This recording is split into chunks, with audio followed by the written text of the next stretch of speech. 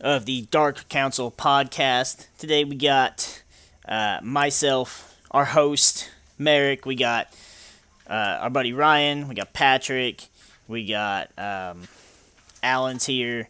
And we've got True Evil as well. And so it's been a week. I think we missed last week. Some shit went down. And of course, today, also, we are late because, well, we'll go ahead and get into that in a minute, I suppose.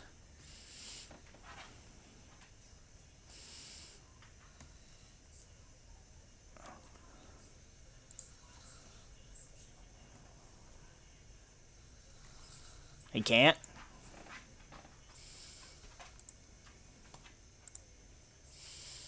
Basically abused that and would always have him do all kinds of shitty stuff and everything, and then all of a sudden one day I think they get in financial trouble or something like that, and they sell him off to a demon. And but the reason the demon wanted him in the first place is because this demon is actually a friendly elderly demon that always wanted a grandson to brag to his demon bridge buddies about. And so anyway, so he all he does is dote on this kid. He didn't get his soul just to torture him in hell or anything like that. But he enrolls him in this the most prestigious demon high school in the entire netherworld, and he ends up accidentally becoming really popular. All he wants to do is fly under the radar so he doesn't get eaten by these demons, because that's the thing in this particular mythos, is that demons eat humans. I mean, it wouldn't be hard to be popular if you can't say no. Well, that's not how he gets popular. The way he gets popular is the first day of school, this guy named Asmodeus, who's the honor student for the freshman class, challenges him to some kind of a demon duel. And since Irma has been used to avoiding misfortune all of his life, he's gotten really good at dodging things, basically. And so every fire attack that Asmodeus throws at him, he just totally dodges, and he wears Asmodeus out without, doing any offense himself. So he ends up looking like a badass to the school, and this is on opening ceremony day. And on top of that, Asmodeus ends up pledging his loyalty to him because he quote unquote defeated Asmodeus in the duel. And then it turns into not just pledging his loyalty, but he basically worships the ground Irma walks on and wants to be his best friend and stuff. So it's you just get this, slowly but surely they start building up this cast of demon characters that all have their funny little quirks and stuff like that, and definitely are not full on evil by any means. But it's a funny show. It really is. I think it's 23 episodes, one season so far, and they're talking about cranking out a second season next year, I think. Okay, I'm gonna take a second to jump in and say I'm really glad that at some point you mentioned that someone was sold off to demons, because I was like, man, those are some terrible fucking parents. I didn't know what the fuck I was jumping into, since I'm okay. So I want to explain why I'm late too. So I've been playing Crystal version on my DS. Yeah. And my DS did not change time with daylight savings. So according to my DS, it is currently 6:50. Yeah. So I was like, damn, it's starting to get kind of dark a little bit. What the hell? And I look, and I'm like, it was only 6:30 when I looked, and I was like, okay, maybe I should check, and I should text them, and it said 7 something. I was like, uh-oh. Oops. That's awesome. So, hey, Alan. Hey, Ryan. I actually was meaning to ask you this a minute ago. How do you cook your eggs? With a skillet. How do I boil my specific process for boiling them? Well, what do you put anything in the water? No, I don't. I'm guessing you have trouble peeling them then? I have what? Trouble peeing on them? What? I'm guessing you have trouble peeling them then. Okay. Not if I buy the brown cage-free eggs or whatever. For some reason, those peel a lot easier. But my particular boiling process is just I bring the eggs to a boil, on high, and then once it gets to a boil, I put it on medium and I leave it there for 10 minutes. So a combination of doing that and also using those specific brown cage-free eggs like makes it to where peeling isn't that big of a deal. See, It's pretty easy. I put a little bit of vinegar in the water. Really? So that helps with the It peeling? it softens the eggshell a little bit. Well, I'll have to remember that for the next time. I'm not opposed to trying new things. That's a pretty cool idea. Thanks for the advice. Bow chicka bow wow. See, I like my eggs caged because otherwise they'll roll away. No, not you don't want them caged. You want them boxed. I don't care what they're contained in, as long as they cannot escape from me eventually consuming them. I mean, I feel the need to point out that if your egg escapes your consuming it, you probably don't deserve the fucking egg. Well, if it That's not escapes true. me consuming it, I probably don't want the fucking egg. That's not true. I've had a few that escaped being consumed because they hatched. While you were trying to consume them? I mean, that's pretty neat.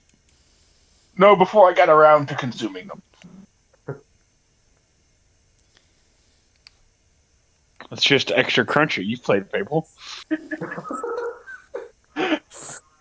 You know, I've always God damn it, I've why'd you always remind me of that. I've always heard people like, I think almost every job I've had, there's been at least one person that, like, they can't stand eating eggs because one day they cracked open an egg and it was just full of blood and blah, blah, blah. And I've never had that happen. Thankfully, because I I've love never had it eggs. It's not even really full of blood. It's just like basically a little red dot from a fertilized egg. Yeah, it's never like that. Oh, Like if well. it's full of blood, yeah, I would have a traumatic experience as well. But I've If never you had get an egg that's full of if blood. if you get an egg that's full of blood, there might have been clues that something was wrong ahead of time. Yeah, like I said, I don't know. I've never had that. Like, I've had them say too, like, they like, seeing people eat, their eggs with ketchup makes them vomit because it makes them think of that. And I'm like, where do you come up with this stuff? Like, No, better question is who the fuck is eating their eggs with ketchup? I like cheese. You know, Cheese goes good on I'm Yeah, it. not cheese good is with- dope. I haven't done eggs with ketchup before, but I have done scrambled eggs, and this is only within the past year or so. Well, actually, probably within the past 2 years because pandemic. But yeah, eggs with salsa is really damn good. I've never tried eggs with it, but I've had it on, like, an omelet. Which, I mean, Yeah, kind of yeah, the same thing. that too. Yeah, very, very, very similar. I like how But I like yeah. how we basically blame the pandemic now. I really feel like Jerry Seinfeld, and every time like we blame the pandemic, I'm just Newman. Well, the reason I specifically brought up the pandemic is because the first time I tried it was at work because the coworkers in my group, like we all did breakfast Friday, and so every Friday one of us was responsible for bringing in breakfast for the whole group, and so my coworker Wes.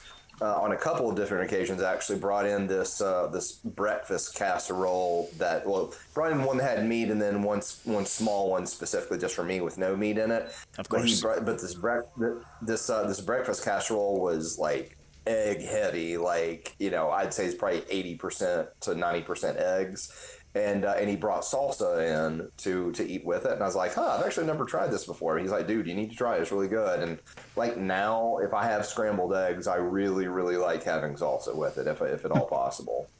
No, I gotta go melted cheese every time, just liquid, yeah. But I mean, I'll put cheese on anything, so. Yeah, me too. Man, you should see how much cheese is on my salad right now. Like, I have a ton of shredded cheese on here. I mean, you have to. Like, it's a law. Yeah. And now, one thing that's a personal law for me is unless it's nachos where I feel like it's acceptable to do otherwise, if I'm putting shredded cheese on something, it is shredded off of a block. It's not that pre-shredded bullshit. We've had this conversation. Yeah, Okay, I actually yeah, started doing that too, to an extent.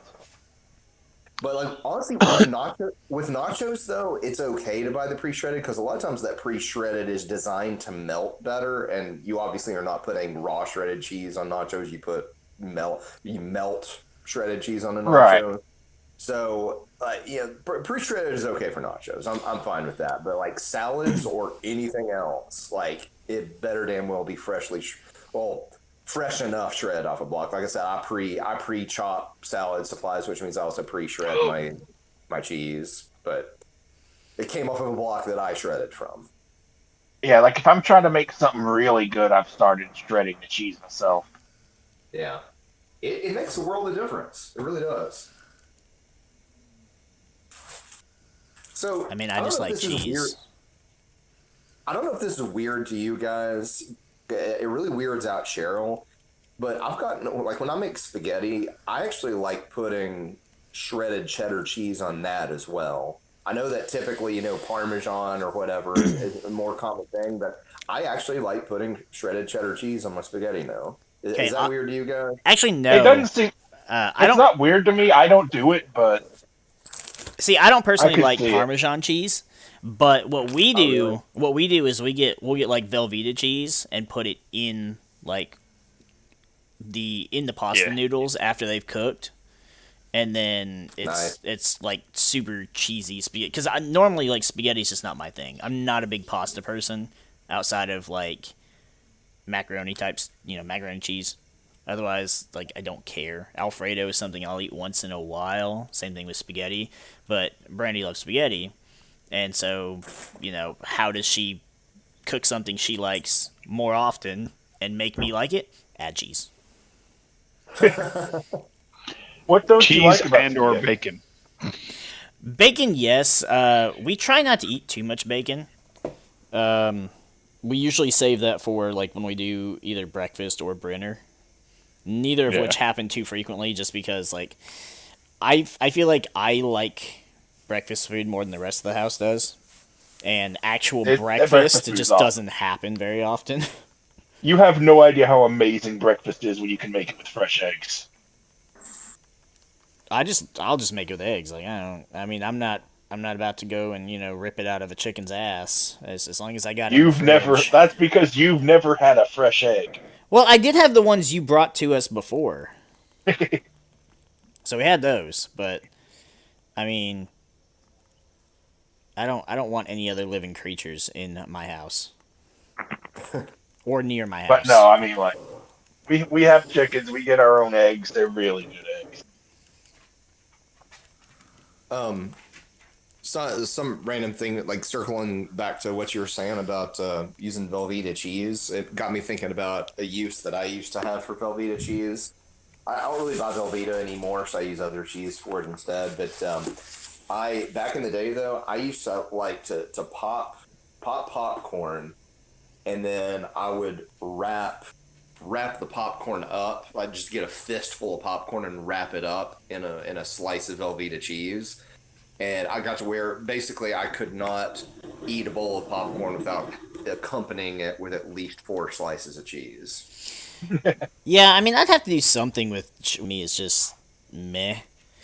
Especially if you buy it, I want to say pre-made, but I know that's not, like come pre-packaged or whatever the fuck you want to call it. Microwave popcorn? Yeah, it's just like, oh, it's super butter flavor, and you're like, where the fuck is it at? I don't taste it. And just get the butter out the fridge and slap some in it.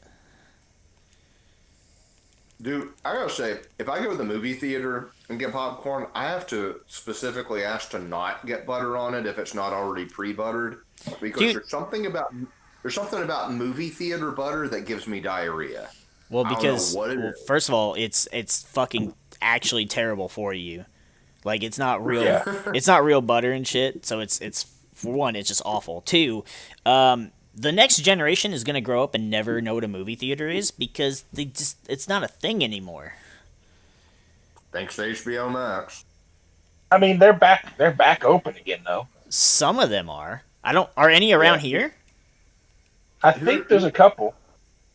Here's the thing though, HBO Max alone is probably going to put the movie theater industry to bed, like pandemic or not. Because the thing is, like HBO Max, like there's so many new movies that when they come out, they're coming out simultaneously in theaters and HBO Max, and it's less expensive to just watch it from the comfort of your own home using HBO Max, and you don't have to worry about nasty theater seats or overpriced refreshments or anything like that. Which for me, like, I love going to the movies, like going to the actual theater. But a lot of other people are probably going to choose convenience over everything else. So since HBO Max has like all these deals with all these movie titles that keep coming out, like I think Here's they're the going to problem. Okay. The problem with all these streaming services is they're going to have to change before they can become something major. Otherwise, they are going to die out. It's not all streaming services. So I'm specifically talking about HBO Max because they Well, are the I one. know, but HBO Max is facing the same problem that all the rest of them. But they also Like, have a unique. let They, they, what? al- they also have a unique advantage over the other streaming services, being the fact that they do get these exclusive rights to new movies as they come out. No other streaming service has that advantage. So HBO Disney. Max simultaneously launching movies in theaters and on the streaming service is either exclusive for their streaming service or exclusive for theaters, as far as I understand. Disney And I'd Plus has say got that to makes Disney. fix its fucking like. I swear it's like every other time we try to watch it, it's constantly like every few minutes it's trying to buffer, and I'm like, okay, I don't have this problem with Netflix or YouTube, or so I know it's not my connection. Did you try letting it buffer? I mean, like you can let it sit there for 30 fucking minutes and then still try and play it, and it still does the shit. Because I remember I'd suggested that last time you mentioned that. Yeah, no, it's just I don't know. Plus, I'll be back, guys. I just blame it on Disney anyways. But yeah, what I'm saying is like Disney. The fact that Disney actually does have things that are either exclusive to theater or exclusive to Disney Plus, that actually means there are more competition to HBO because HBO you can just go to theater and see most of that stuff. Yeah. But Disney Plus, there's stuff you have to go to Disney for. Well, the thing about HBO Max though is you're paying less money. Like when you combine the monthly cost of the streaming service and then whatever premium cost you have to pay for watching a brand new movie, it still comes out to less than what you would spend at the movie I mean, theater. it does, but Disney bought everyone's childhood. So That's a fair point. Personally, like if you grew up on something, there's a good chance Disney owns it now. I don't. The only thing I really care about, like the theater industry, is like it was fun to sometimes go and see like specific movies with multiple people, but at this point, I'm just like, let me just get a cheap projector, and I'll just fucking just put it on the wall, or if it's nice Yeah, the outside, problem- I'll put it on the side of the house. My feeling is the problem that streaming has right now is that if you want, you can't get everything in one source. Right. If you like anything Marvel, you got to go to Disney Plus. If you like a lot of the other types of movies that aren't owned by Disney, you probably got to go to HBO Max or one of the dozen other streaming services that have their own unique things.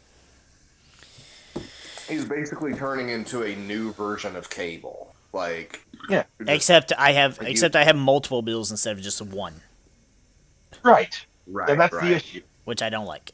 And- I lose enough and money there- as it is. And there's also an element of convenience that cable doesn't provide unless you've got DVR with your cable. Well, cable's just garbage, So- anyways. Yeah, it really is. Like we still have it, and we probably shouldn't, honestly, because right now, let me tell you guys how many streaming services I'm paying for right now. I'm paying for Netflix, Hulu, and Disney Plus combined into one. But since it technically makes my Hulu cost more expensive, I'll go ahead and count them as two. So that's three right there. I pay for Funimation, and I pay Ew. for Verve. I'm back, guys. Yay. Verve is pretty cool because it's got Crunchyroll, Rooster Teeth, and High Dive all built into it, in addition to several others I don't give a shit about. And then there's one more that I paid for. I can't remember what it was off the top of my head. But I'm paying for like 5 or 6 different streaming services at once right now. Nah, so, I mean, I've My- got the internet and we've got Netflix, and that's it. That's all we need. Most of the stuff you can find online.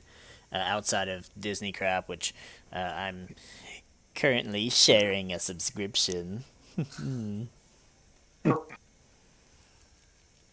not giving Disney my money. yeah. Fuck them.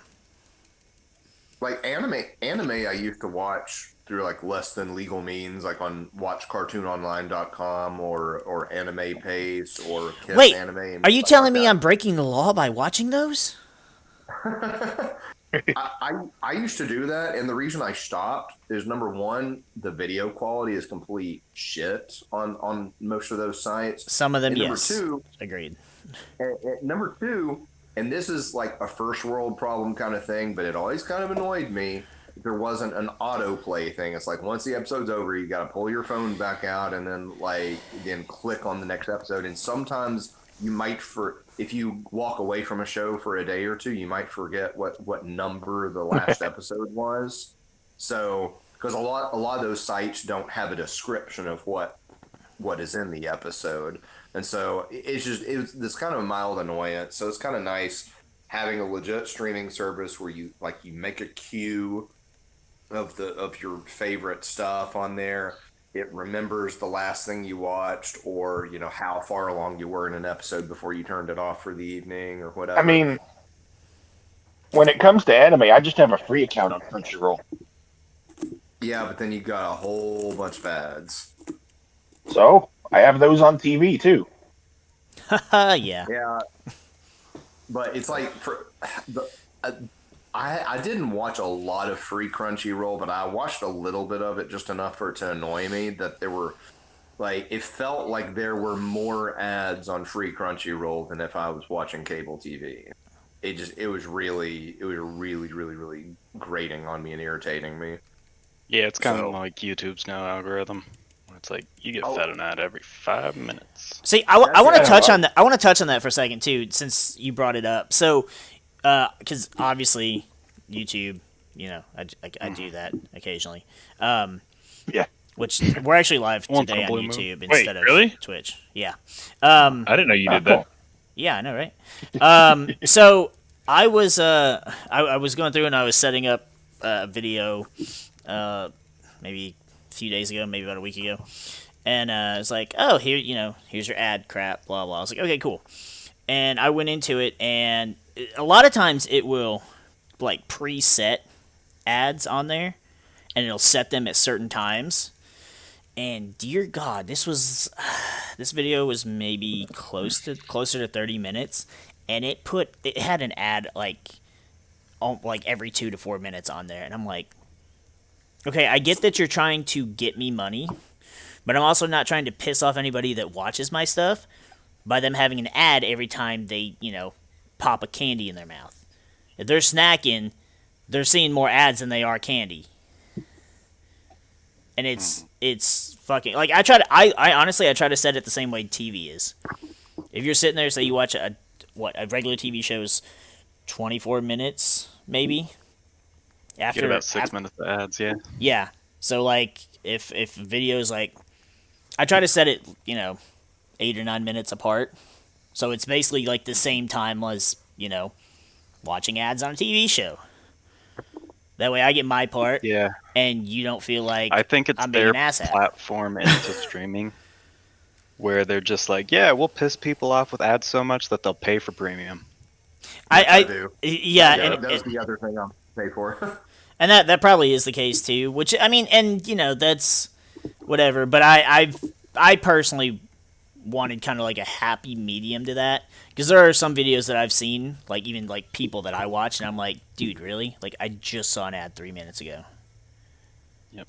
See, I've never had much of an issue with ads, but I keep being tempted to buy YouTube Premium for one reason. You know what I can't do on my phone with free YouTube? Skip them. What? I can't do anything but have YouTube up. Yep. Oh, I can't have it running in the background.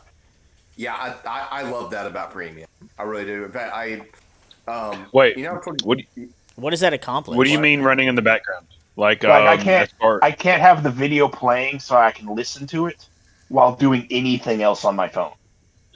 See, because my phone, I don't have YouTube Premium anymore. I had it for a little bit, I don't have it anymore.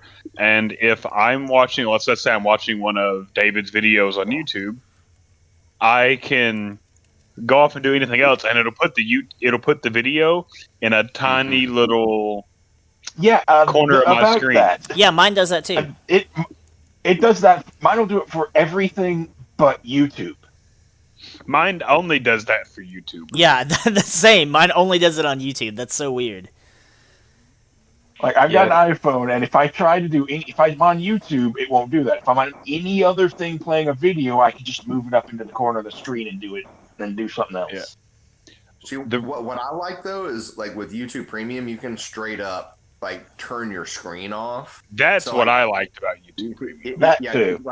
Like if you want to listen to music without wasting your battery, by having the screen turned on, you can do that. Or in my case, I told you guys that I like to listen to like shows and stuff like that I've already seen a million times and I know what the visuals look like. I like to listen to that while I'm sitting on the toilet, and I listen to it through my Bluetooth speaker because I don't want to handle my phone while I'm sitting on the toilet. Ooh, germs.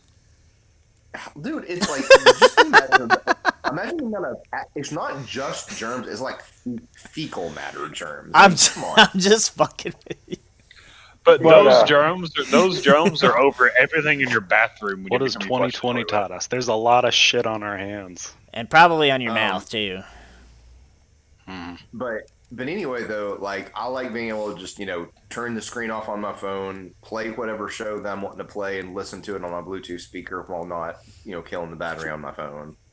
Yeah, but see, that, premium premium doesn't help me, so don't have that. Don't encourage people. Yeah, I'm sitting there with that like, what? Why? It's not worth paying money just for that. Well, I originally got it because of Cobra Kai, but I can't say that anymore since Cobra Kai is on Netflix. But it used to be YouTube Premium original, so I mean that was the initial reason I got it, and I got to where I fell in love with all the other features so much that I'm like, I guess I'll just keep it. But yeah, I'm sitting there looking at this. It's like this is a feature that is just built into playing YouTube on a computer. Like this is just how computers work. This is how you do things on a computer. I can minimize the window and do something else. Yeah, no, but I can't do that on my phone. The modern technology and applications are quite ass. Like this is literally a feature that is in the program that is on my phone. If it is something my phone can do, I know this, and you've just decided, I'm going to make you pay for it. Yeah, I mean that's the world. Welcome. It doesn't cost you anything. Like it's literally, I pay for it, and it flips, and it's basically flipping a little switch. It costs you nothing to let me do this, but you're going to charge me for it. Yeah, that's pretty shitty. Yeah, the thing that really fucked us was I actually have figured out a way. Figured out a way to work around it, so that I don't have to. I can do it without I can do it on my phone without it's just a really stupid process to do it. It's like opening tabs in my web browser, and closing things in just the right way so that it forces the program to keep playing, even though I don't have it up, and I can't open it again until I'm ready to go through that process again to get it to close again. Like I said, I can put mine in a small little corner of the phone and play. The only part that annoys me on that one is, let's say I'm watching something and an ad pops up. I can pause an ad when it's minimized like that, but the only way to skip an app is I have to open it back up to the full screen and then hit the skip button. Right.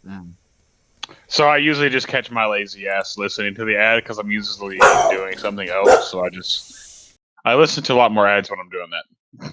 But did you notice that pop-up feature didn't show up until you actually got premium, and then it just stuck around? Yes, I can say that I did. I don't remember mine doing that until I had premium. But once I got rid of premium, it stayed. Yeah.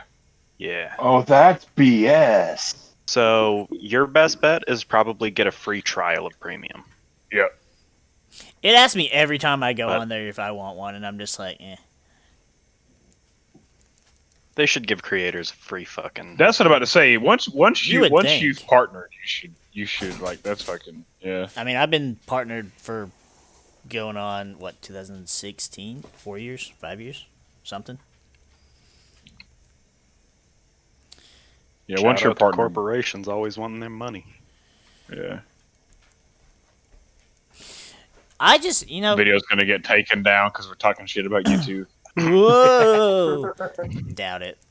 I've only had, in the past, several months, I've only had, one video that was like, oh, limited ads, and I was just like, manual review.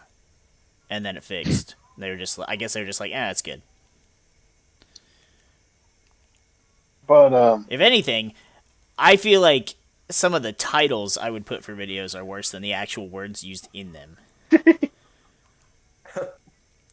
Hey guys, I'm about to get up for a little bit. I've got that guy that's looking at my yard. He's about to head on over. I need to take the girls out to potty before he gets here. So they don't Cool. pee in the floor. So they don't pee You in make the floor Cheryl whenever pee we outside, go. really? I wondered if he'd make that joke. All right. Well, I'll be back. I'm gonna exit out of here, and I'll be back in a little while. Okay. All right, bye. So like one of the videos I had put up recently, because I was, especially for certain videos, I like to take phrases out of context from the video to use for the title, and so I ended up going with the full title. YouTube's like, you only have 100 letters, too many letters. So I was like, okay, so I changed it from why are we being bullied by midgets to just being bullied by midgets. The other candidates for that title were my fingers ain't sticky in the slightest and monking off behind the rock. And I've grown to understand how YouTube's algorithm works, and some of those phrases are probably less than desirable or considered less friendly. Mm-hmm. So even I have to play around it. It's not fun. But it's alright, though, because I have fun with everything else. So we were talking the other day in chat about Radical Red, right? We were talking about it in something. It was in text. Oh, yeah. You said chat, and I was thinking something And else. Why do I you have were, 9 notifications? You people fuck the fuck off. I'm sorry, go ahead. I'm getting, bombarded with you shit. seemed to be rather nonchalant about the difficulty I was trying to describe with the game. So far, I haven't had it. With the Well, I exception, didn't with the either. exception, with the exception of our starter. I won't. Yeah. I know, I saw. But yeah, I didn't have that difficulty either until I got to the first gym league. Yeah, he completely destroyed me. I took out one of his 3 Pokemon before he wiped my team the first time. Damn. I feel like from what I've seen, from what stuff I've read, it doesn't really get too difficult. Not saying, man, you suck, but for some, the difficulty curve immediately gets extremely uphill once you get to Surge. Because guess where I'm just about to go to in the game?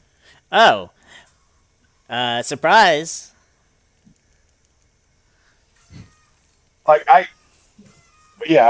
Brock wiped my team twice, and the third time through, I managed to beat him with 1 Pokemon at 3 HP. Yeah, that's He wild. nearly wiped me again. I mean, right now I'm sitting on 2 water types and 2 types that have water, and hopefully They're gonna die. Hopefully, I'll manage to find a way around everything. They are going to die. You did catch that his first Pokemon is a Alolan Geodude, right? Yeah. You know what a Alolan Geodude is, right?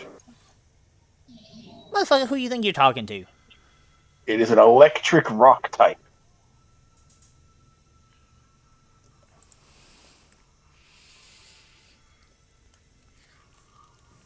Yeah, but it is also a rock type. All I gotta do is be faster. And Geodude's slow as shit. And tanky as shit. Baby, sleep. And I'm Read a pretty sure it has sturdy. I also have Yawn on Slowbro, though, so... And there's no way Oh, it will 100% kill you. No, you it try that. won't. There is not... There is 0 chance an Alolan Geodude is one-shotting a Slowbro. It's not happening. Like, the stats literally speak for itself. All I have to do is, I'll just be like, alright, go, Slowbro. He'll hit me, I'll yawn, I'll swap. Sleepy time. I actually have a good bit of competitive experience using Slowbro over the years, but I'm just somewhat limited more on my moves. I do like how in Radical Red they changed the way teleport works to where it actually works like it does in Gen 8, so it's not completely useless in battle. What did they change about it? Because I haven't tried using it yet. Oh, teleport? It's basically like Yeah. it's like baton pass, or without adding the abilities, or Oh, okay. like it's literally just it's a move that switches you. And if you're stuck in with like wrap or shadow tag or whatever, it'll still swap you out. So like even like teleport actually has competitive usage in the Gen 8 meta. Cool. I actually didn't know that. Yeah. I'd gotten so into the habit of getting rid of teleport immediately that I just never bothered to look at it. I still have yet to look up in the very first episode of Radical Red I did, or maybe it was the second one. I don't remember which. It was first or second. Constrict had a chance to lower speed. I don't remember that being an actual thing. It is. I don't remember what. I don't know if it was always a thing, but it was a thing. I mean, I've also never used Constrict ever because In my case, it's more from being on the other end of it because I'm constantly running into tentacles whenever I'm in water. yes, as opposed Are they to shiny? the grass. Jeez, One of them was. Fuck you. Fuck you. That wasn't very nice. I want one. The other day, my son was playing. He was playing Let's Go, and he was trying to find Charmanders, and he just out of the blue, like full odds shiny Graveler. Merrick, I am going to tell you one of the eggs I've actually bred for you for the egg lock you're planning to do. Did it come from Cageless? And one of one of the eggs is actually kind of special to me because I bred it from the tentacle I caught. It was one of the very first shinies I ever caught. Oh, you still have it? Man, I wish. Oh, yeah. I wish. So I'm sure I've told this story somewhere. My very first shiny, outside of, of course, Red Gyarados, I got a... It was when Fire Red Leaf Green came out. And I was going in the unknown dungeon. I refuse to call it anything else. To go get Mewtwo. And I ended up running into a shiny Magneton in there. I was like, holy fucking shit. And I caught it. And I had it for the longest time. And... yeah, long story short, somebody reset it over that game. And, he's just a bitter memory now. My first one was actually like several generations in before I ever saw a shiny type other than that Gyarados. It was Geodude. It's weird. I think, like, I haven't... I think the game I saw the most shinies in was probably in Gen 5. Like, I've probably... Well, outside of, like, Let's Go. I've probably caught, like, 20 shinies in Gen 5. I mean, like, not really good ones. Like, I got a shiny Golbat, and then I got, like, 2 Basculin, and nothing I was particularly fond to have, but... Shiny's a shiny. I'd love a shiny Crobat. Well, yeah, I mean, shiny Crobat's cool, but Yeah. You know, go find a Leviathan.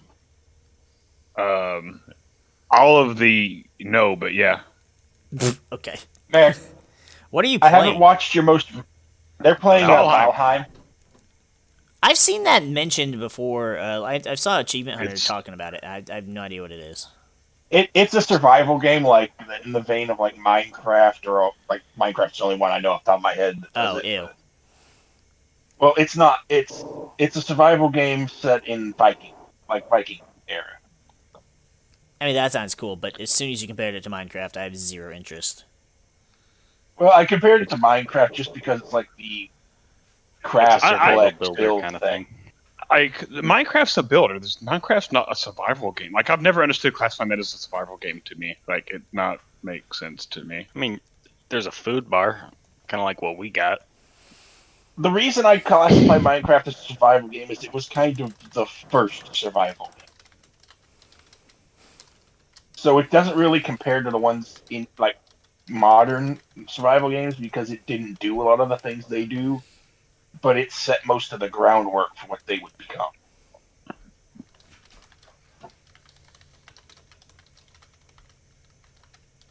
Because like Minecraft was the first to go out, gather resources, build a base. Was Minecraft repeat process before? until you're- Was Minecraft before 7 Days to Die? Yeah. Oh, I don't know. I played that. I'm fairly sure it was. Like Minecraft, I'm pretty sure was the first was one of the first ones to do that kind of stuff. See, I streamed 7 Days to Die a couple times with some friends a good couple years ago, and I just remember that game. So that game is not scary at all, but it scared the shit out of me because I was just running, and at the time, I hadn't like changed the settings, so the game didn't render in that all these little short trees I was running past were all zombies. And when I I was afraid you were stopped, gonna hit it with a boat. when I stopped running, they were all zombies, and I was very scared. And I don't do games like that. No mas, no me gusta. I mean, I've got a server rented. They did too. Pretty decent. I mean, the game itself was fun to play. It was literally the first thing. I didn't see anything, and I was just running. I stopped, and the tree started moving. Oh, true. We should not be out here in this armor. We're gonna get killed by a sea serpent and lose all our gear. Don't think I will. I'm gonna get killed by a Gyarados.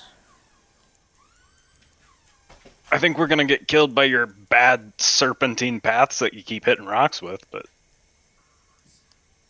I don't think we're gonna die to a serpent if there's two of us. And you said you almost killed it in like 3-4 shots, basically. I mean, That's true. If he's that bad, don't let him drive the boat. That is a good. This is a get off the fucking helm. I mean, I was waiting for you and you didn't, so that's why I just fuck it. I eternally, mainly because of Black Flag, but also Assassin's Creed Origins, like, I hate boat combat. Well, boat Jesus, combat Minecraft in is this 10 isn't- years old. This isn't boat combat. This Only is 10? we're in a boat. We're gonna get attacked by Gyarados. We gotta shoot Gyarados with our bows so he don't break our boat. That just reminds me of the big fish monster from RE4. That thing gave me nightmares. Oh god. Yeah, the problem is this thing's fast, so trying to get out of the bay with all those rocks is Bro, there's 3 speeds. You got half mass, you got full mass, and then you got rowing. and rowing on this is faster than full mass is on the fucking raft. Sorry. Sounds like a personal problem. Hit so many rocks. Had to kill that deer so that way you didn't fucking knock it unconscious and then drown. I was so confused. Well, I mean, We're 80 yards. We're 80 yards from shore, and there's a fucking deer just swimming along the fucking ocean. Guys, if you're What's true do? Shoot it in the face with a bow. Well, I mean, if you're at full mast while you're running for your life, you guys got more problems than you realize. I mean, it just depends what you're into, man. We're suckers for pain. Gotta get those masochism points. I don't think that's how that works. Actually, well, I'm not here to judge. You sound awful fucking in this judgy game to me called right Masochist. That's fine. Yeah, it's playing. I don't want to go up there. I guess I will. But yeah, Merrick. Yeah, Ryan. My grass type was getting one-shotted by Brock's Pokemon. What did a Alolan Geodude have to one-shot a grass type? It's electric, so you All right, resist. I will tell you, I did play most of the battle on speed up, so I didn't actually see what most of his attacks were. Okay, see, that's the problem. I just saw that they... Never play important battles on speed up. Well, no, I didn't skip through several turns on speed up. I would skip through entire animations on speed up. So I didn't see what he was actually using, just that it killed me in one hit. In the ocean and not... What? So yeah, I didn't see what killed me. You gotta get away from me in one hit. There you go, we're in the ocean now. Yeah.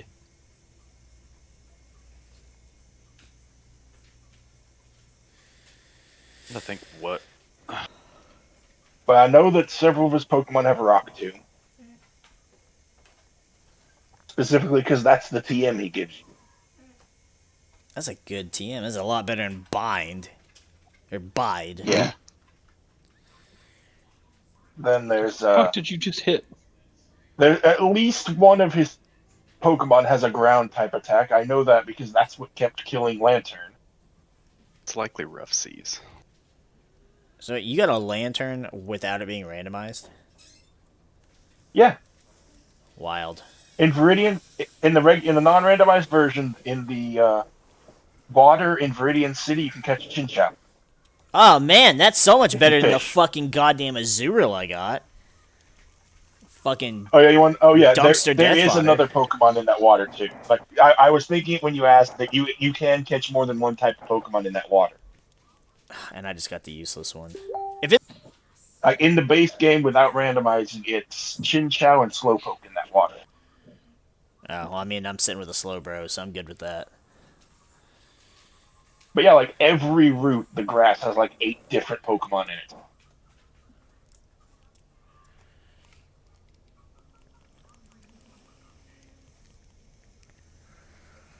We should have got the bigger boat. I bet it's faster. I bet it is. Probably have more health. Also, though, bigger target for Serpent. Yeah, But also bigger ass to get bit. less of us being target. I will say, if it's anything like the real world, the bigger boat will definitely not be faster. Depends on the size of the sail. Yeah, I'm pretty sure that one will be faster than this one. Yeah, ours is basically a fishing boat. Yeah. Okay, then yeah, it might be a little faster because I'm guessing That one's effectively a Viking longboat. The next ship up. Yep. No, then that definitely won't be faster. Viking longboats got most of their speed from like the team of people in them rowing. Yeah. Yeah, it's kind of hard to do with 2. Also, I want to point out, True, that when it gets nighttime, I would suggest not using full speed. Because the only thing that stopped me from like completely banking this thing into the swamp the other day was all of a sudden I went, for some reason I feel like I should drop speed. I dropped speed just in time to see a tree on the through the fog, and I went and just coasted up to the first tree, plowed full speed into that fucking tree. I was gonna say, speaking of swamp, we got another one to our left I see that. and to our right. Great. You know that whole area we keep that we hate so much? Now it's everywhere. Love it. Also, did you Well, if click there's that a swamp stone? to your left, if there's a swamp to your left and right, I'm guessing there's probably one ahead of you somewhere too. Yeah. No, I'm guessing what's ahead of us is a serpent. That I've could be still true yet as to well. see one. I'm quite disappointed. Man, You're disappointed. the worst part is the other day we were playing and True went to bed and I was like, fuck it, I'm gonna build a raft, throw all my gear in the house so I don't have anything to lose, and I'm gonna go out I'm gonna go on I'm just gonna go sailing. I wasn't away from shore for 5 fucking minutes and I seen a serpent probably 40 feet away from me and I was like, fuck, I'm gonna die. Serpent never even seen me. I was like, sweet. 20 minutes later, a head comes out of the water. Dead. Fuck. Yeah, I don't like that was the noise that you used because I just heard that right as you started talking. Maybe it wasn't Patrick that you heard. I love that. I hate that because that reminds me of my first experience with a Leviathan in Subnautica.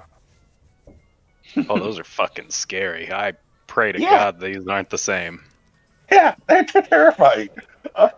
I did read something about how to get stuff up. Apparently, the Leviathan, how we're breaking the chitin off its back, chitin, chitin, whatever the fuck you want to call it.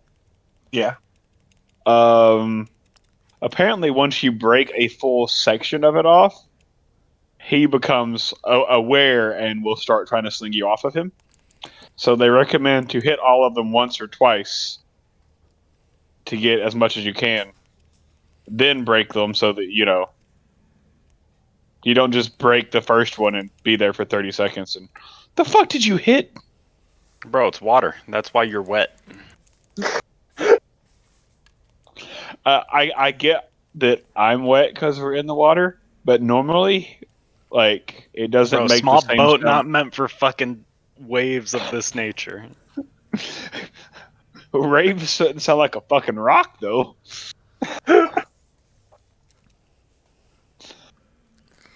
You have never heard that water moving with enough force is concrete. We're not moving that fast. We were. You are. Now we're not The water moving at might all. be. Fucking fast. Yeah, you aren't moving fast, but the water might be.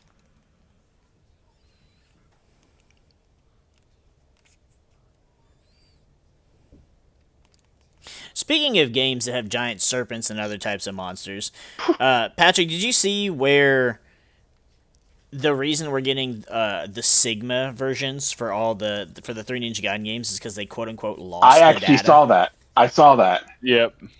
How the fuck do you just lose the data? You made it. Bitch, that means get off your fucking ass and give us a remaster or a remake. Well, first of all, yes, but also get a copy of the game and take it apart. I don't remember They the can't. password. It's locked. They had it on a floppy disk. They stuck it to the fridge with a magnet. We don't know Bob what was the happened. one that knew the password. Jesus. Bob died last week, so No, Bob was fired. He's pissed. I just No, it's I so don't pretty remember. sure you stupid. can't just. I'm pretty sure you can't just get a copy of the original game and take it apart like that. I mean, there's got to be Well, hey, something Let's not go close to the plains. bro, what's that? Let's get killed by a fucking mosquito 20 miles out On in a the ocean. boat. What Oh, just God. happened? Yeah, it's the water, bro. Look at how bad it is. like from It is from what fucking I the boat read. up. I've seen it. From what I read, We because might I've need never to played park the somewhere to repair the Sigmas, boat. These seas are choppy. but like the Sigma Bro, you have games no clue yet. are Wait till the storm hits. basically like dumbed down versions, which is really upsetting because. But they're dumbed down. There's less enemies, and they took out like a lot of the blood and gore. Like, why? For what purpose? Especially since the Sigma games were exclusive to the PlayStation, which, as far as I'm concerned, the PlayStation is the least kid-friendly system. I mean, if they have the code for the Sigma version, I can't imagine it'd be too difficult to game from that base than to just rebuild it from the ground up. Well, from what I hear, from what I read from a lot of other dissatisfied people, is first Sigma is obviously like it's like it's like what they did with Ninja Gaiden to Ninja Gaiden Black, except the opposite. So it's easier than the original Ninja Gaiden. And then like they added the extra missions where you play as Rachel and stuff, which is mandatory, which is fine because I mean I like the character and more missions sound fine to me. But apparently they weren't as exciting to play. And then the second one is apparently just awful compared to the 360 version. And then 3 just has mixed feelings regardless. So I mean, I still kind of want to get it, but at the same time, I'm like, I mean, am I going to be disappointed? considering the people who were set it up said they didn't want to use Sigma, they wanted to use the originals, they just didn't have it. It wouldn't surprise me much if they ended up tweaking the Sigma versions of the game in order to make them closer to the originals. Yeah, hopefully. It wouldn't be that difficult, like maybe add the enemies back that they took out. I saw someone I saw someone stating that like well they were talking about how it's a waste of money because it's the shit versions and derp to derp, and someone else chimed in and had said that like because they were like the game's not even popular anymore, nobody's gonna want this, and then somebody came in and said, Bro, you just said don't get close to the planes. said something I've seen what about those fires were. like them putting this out to judge like how much people would actually want another Ninja Gaiden game, and we might get a fourth one coming out soon if this does well. Which I'd be perfectly fine with. I mean, hell, look at Devil May Cry 4 came out in 2008. Devil May Cry 5 came out 10, 11 years later. And 5 was a huge success. David, you're not gonna like me when I say this. Possibly. I not want new Ninja Gaiden game. I want new Neo-esque game. True. Or give us a combination. Like Ninja Gaiden Yeah, skin, give us the Ninja characters. Gaiden with lore. Yeah, the lore, the story. And then more like Neo, I guess. Yeah. Like I'd be down for that. So there's a game being released tomorrow that I'm really excited for, but I'm pretty sure not one of you would be interested in. What's that? It's a new sequel to an old base builder I used to enjoy called Evil Genius. Never heard of it. Basically, you are on a secluded island and you're playing a Bond villain setting up his base. That's Alright. cool. But it's just like it is closer to a simulation kind of thing because you're basically you're getting minions, you're building rooms that you have your various things. You're building all the traps for the agents. You're building all the traps for the agents that are going to infiltrate your base. You're sending your minions out to commit crimes. And I just enjoy the whole idea of the game and the fact that the game doesn't take itself too seriously. Like, it leans hard into you being a Bond villain. So it's a bit over the top ridiculous. How did you one enjoy of the the dude vil- checking out your lawn? Lift the cell. I enjoyed it very Okay, much. so we can see more. Well, But yeah, I mean, it's like, he'll come back. we know you asked your parents for special lawn equipment for Christmas, so Right, yeah. Oh, yeah, that's true. I got a funny story to tell you guys. God damn it! Why is it when I talk about Alan hops back into chat and he's like, "Yes, I can talk about dick and balls again." Okay, it's related to that loosely, but it's actually like part of. Hey, most however of it's loose you actually want to pretty- be, dog. Ginas. Most of it's a really crappy, infuriating shit that's related to the ball trimming.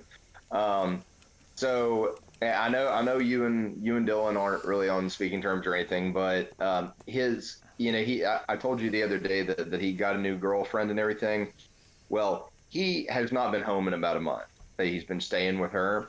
And the other day when we were supposed to have those really bad storms come through, he decided to come home to check on his mom and everything, make sure everything was okay. Well, on kind of parallel to all this, his mom has a boyfriend who has like a trashy drug addict for a son. And for whatever reason, her boyfriend's son also comes over whenever his dad comes over to be, hang out with Dylan's mom. And that, like, I mean, this guy, and sometimes he even shows up uninvited and like randomly just goes in there and takes a shower or some shit like that. Well, anyway, Fight some logs. Yeah, that's not okay, dog. When Dylan came home to check on his mom the other day, he walked in his room and all of his gaming equipment had been stolen, except for his PC. But he doesn't really do PC gaming. He just uses his PC as a means to stream. But like his Xbox had been stolen, his Switch had been stolen, all the games for both. I think his DS and 3DS had been stolen. But the one and only funny part of the story is Dylan actually has the Manscaped lawnmower as well, per my recommendation, and that got stolen. And what I'm hoping is that the stupid motherfucker that stole all his stuff, I hope he ends up using that thing on his face. So the whole premise to this story is this motherfucker stole all his shit, and you're hoping he uses his razor, and Dylan's revenge is that a thing that touched his balls is touching this guy's face. I mean, that's not the kind of revenge that you would like to get. I'm just saying that is a funny thing to think about. Oh, and it's just, I mean, it's, to me, that's funny revenge. It's not justice, but... But yeah, but the Ringgold Police Department didn't do shit. No, of course not. Of course not. Well, actually, I haven't talked to him in a few days. I only talked to him the day that it happened. But so I'm guessing this was recent. So yeah, it was. Like I said, it was the day that we were supposed to like have tornadoes coming through, and we actually didn't. Oh. But anyway, apparently this stupid bastard also stole either Dylan's mom's car or Bailey, his sister's car. Jesus Christ. So the thing is, they had already filed a police report earlier in the day before Dylan came, and then whenever Dylan came home, that's when he discovered all that stuff was stolen. So I'm guessing maybe the police department didn't want to come out for another statement that day. But they're like, yeah, we'll probably... I think this was like either Thursday or Friday when this happened of last week. And I think they were like, yeah, we can't get anybody out until about Monday. And Dylan was like, no, I mean, this guy stole a bunch of my shit. You motherfuckers are going to set somebody out right now. But, they didn't that day or that night. And I don't know if anything happened over the weekend or on Monday or anything, because I've not gotten in touch with them since then. I mean, me being me, well, I won't share all my opinions. But upside is, you know who the fucker is, man. Mom, where this bitch live? And then go fuck his ass up. Or he's probably already fucked up, and then you just fuck him up while he's fucked up. But, right. I mean... Is that one of them? All that shit's probably gone. There's, like... unless it happens to be in the car, it's gone. There's also a serpent. There's a lot of serpents. It's probably already been pawned. And the thing is, Dylan didn't have the serial numbers, because like he was telling me that he found out that if he had the serial numbers for everything, the police department, like, he'd give that to the police department and they can spread it to all the pawn shops in the area, and it basically like blacklists those items or something. It does, yeah. But, yeah, I mean, but I think Dylan had... Who the fuck ever has the serial numbers to your consoles, Like... I know. For some reason, though, he said he still had the serial number to the new Xbox controller he recently got. So that was completely random, but that's just a controller. That's not the consoles or the games or anything else. I actually keep a record of the serial numbers for my controllers. I just need to do that for all my stuff anyways, just because of shit like that. I don't normally. Chitin, bro. I don't normally, but I do keep the serial. I did write down. I did save the serial number for my PS4 or PS5. Mm-hmm. But the only reason I knew to do that, or the only reason I thought to do that, was my dad working in at a pawn shop. Oh, So yeah. I know that they will. But yeah, the reason I do that for my controllers is there's some places they won't take them back if they don't have the serial number. They won't like let you trade them in if you don't have the serial number for them. Oh, really? And Bro, how? normally that's not an issue, but I hold on to them and play with them, play using them so much that I just rub the serial number off the back. Yeah. Well, and the I've reason the scrub left his computer is because if I remember correctly from way back, I don't know how many people I know that have had gaming stuff stolen, but their PC's always left. Is basically the PC is a lot harder to judge its worth, so a lot of pawn shops won't take a PC. Like a laptop Yeah. a laptop or a tablet's one thing, but a PC where you can customize it and whatever it's so much harder to because you Thank don't you know for what's killing been me, added to it and blah blah. Unless someone knew and they could take it apart and be like, "Oh, this is the new GTX blah blah graphics card, and this is like $5,000." But Right. But anyway, regardless, it's kind of a shitty situation with, like I said, a funny spin on it. With the lawnmower being stolen. I mean, the fact that they know who it was is the most redeeming thing about that story. Yeah, it really is. I'll tell you though, like I straight up told Dylan, I was like, "Do you want me to like go with you and us gang up and beat his ass together?" And but he seemed like he was pondering taking me up on that offer. Like that made me furious. I'm pretty protective of Dylan, and also just the thought of anybody's gaming equipment being stolen. Like I would be in a fit of rage if my shit got stolen. Like because I'm not just a player but also a collector too. Yeah, So you've got a lot of old I stuff. yeah. I've got a lot of old I stuff, mean- but still a lot of new stuff too. I mean, for at least for a PS4 and for the Switch, and it's just and then all those different types of controllers and stuff that I have too, in addition to the games and the consoles. I mean, I would just like somebody start stealing stuff from my hard earned and hard put together collection. Like fuck them. Like I would probably be on the verge of killing somebody. Like straight I up. mean, killing. I got a bunch of weapons I don't really know how to use, so I wouldn't want to use them to go after anyone. But you don't need a lot of skill to use the really big stick I've got. You can borrow these. I don't use them, but you can kill with them. I got a really big stick I could beat someone with, though. Yeah. I mean, I have a lot of different types of weapons. Well, you don't count. Yeah, and you know how to use them. You don't count. That's different. Yeah, he's got a bunch of weapons and he knows how to use them. Patrick's like, I've got this crayon and I know 8 ways to kill you with it. Pick your I don't know color, how to use bitch. any of my weapons. Like I don't know how to use any of my weapons. could you kill somebody with a crayon? Like you personally? I mean, I can stab you in the eye with one, I guess. I mean, yeah, you can. Just about anything can be a weapon. That's why, like, this shit used to piss me off in school all the time. Anytime, like, the school we went to, or well, the school that Patrick Les went to, they started doing like stupid shit with like, oh my god, your necklace has like anything that had a point on it. They're like, that's a weapon. Oh, God, yeah, I know what you're talking And I'm about. like, I'm really like, I had a- have this pen. I can kill you with it right now if I stab you in the throat with it. Like, I can They did that demonstrate. at my school.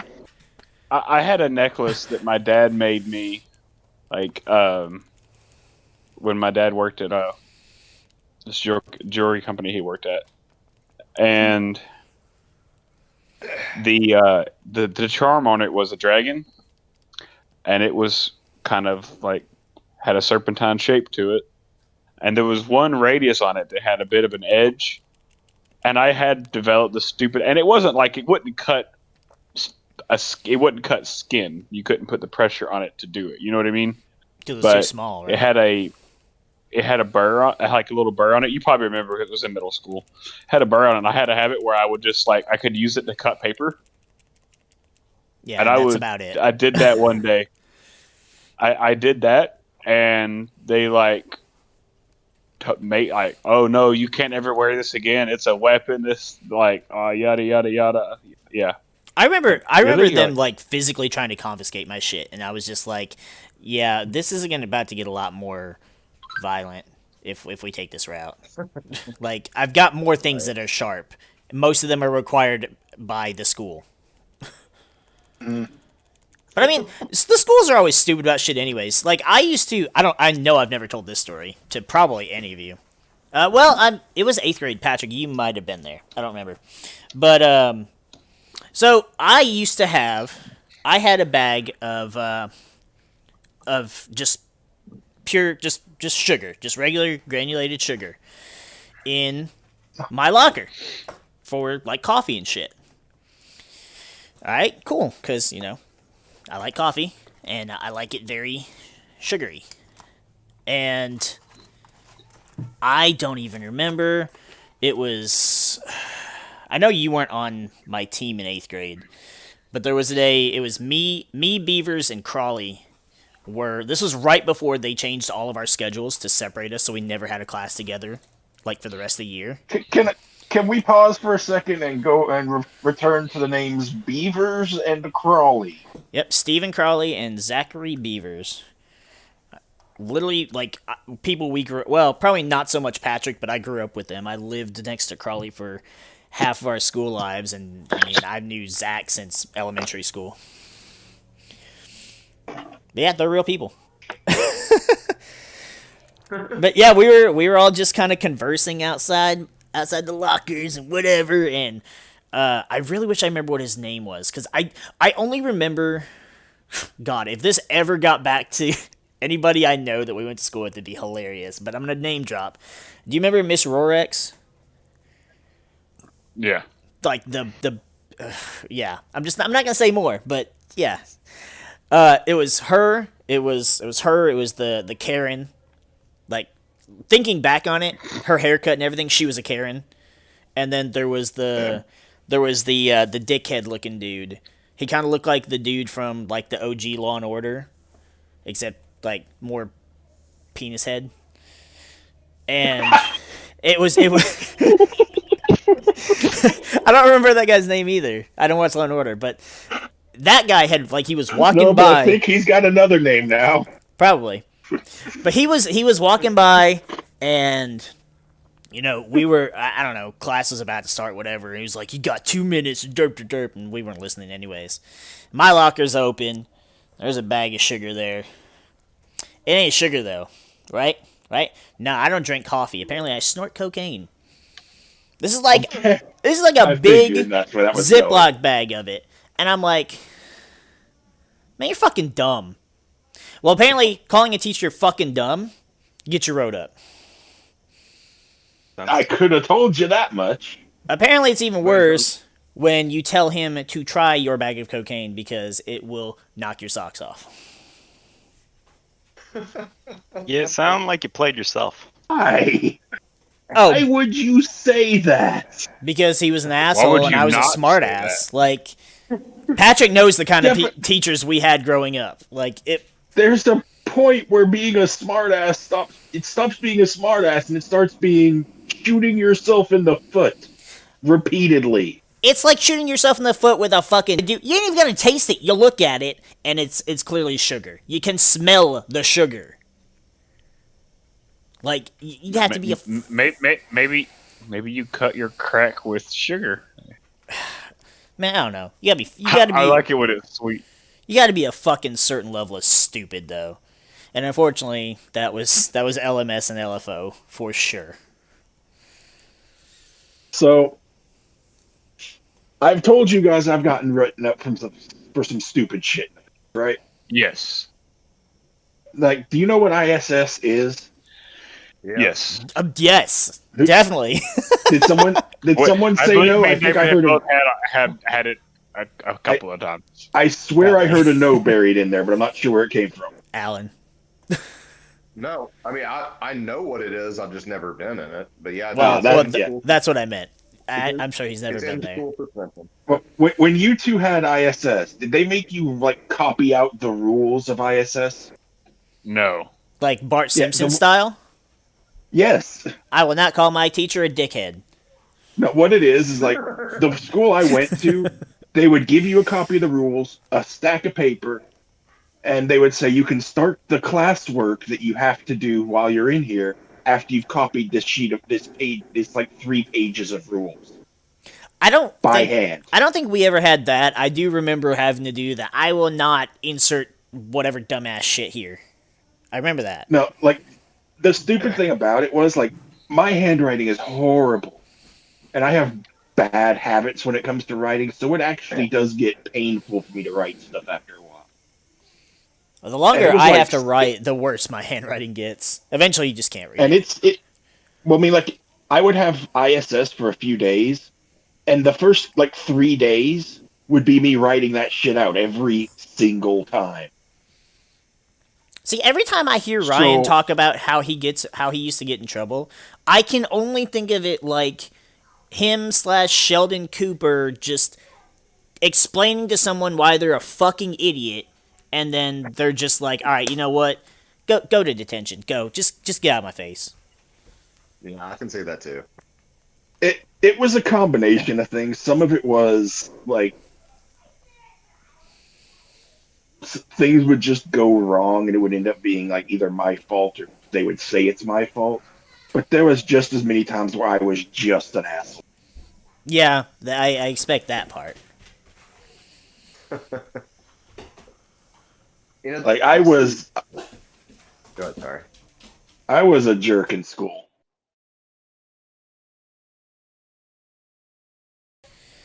I mean, well, you kind of have to be a little bit to go to hang out with this crowd, anyways. Wow, my mind just took a really random turn, but I'm gonna save that for another topic. Go ahead, continue. But yeah, it's like I would spend several days that shit out, and then I'd have to spend and then I'd have to like they would keep me finished all the work you missed while you were kept out of class because you would See- be there with all the work that you were supposed to be doing in your classes that you weren't attending now.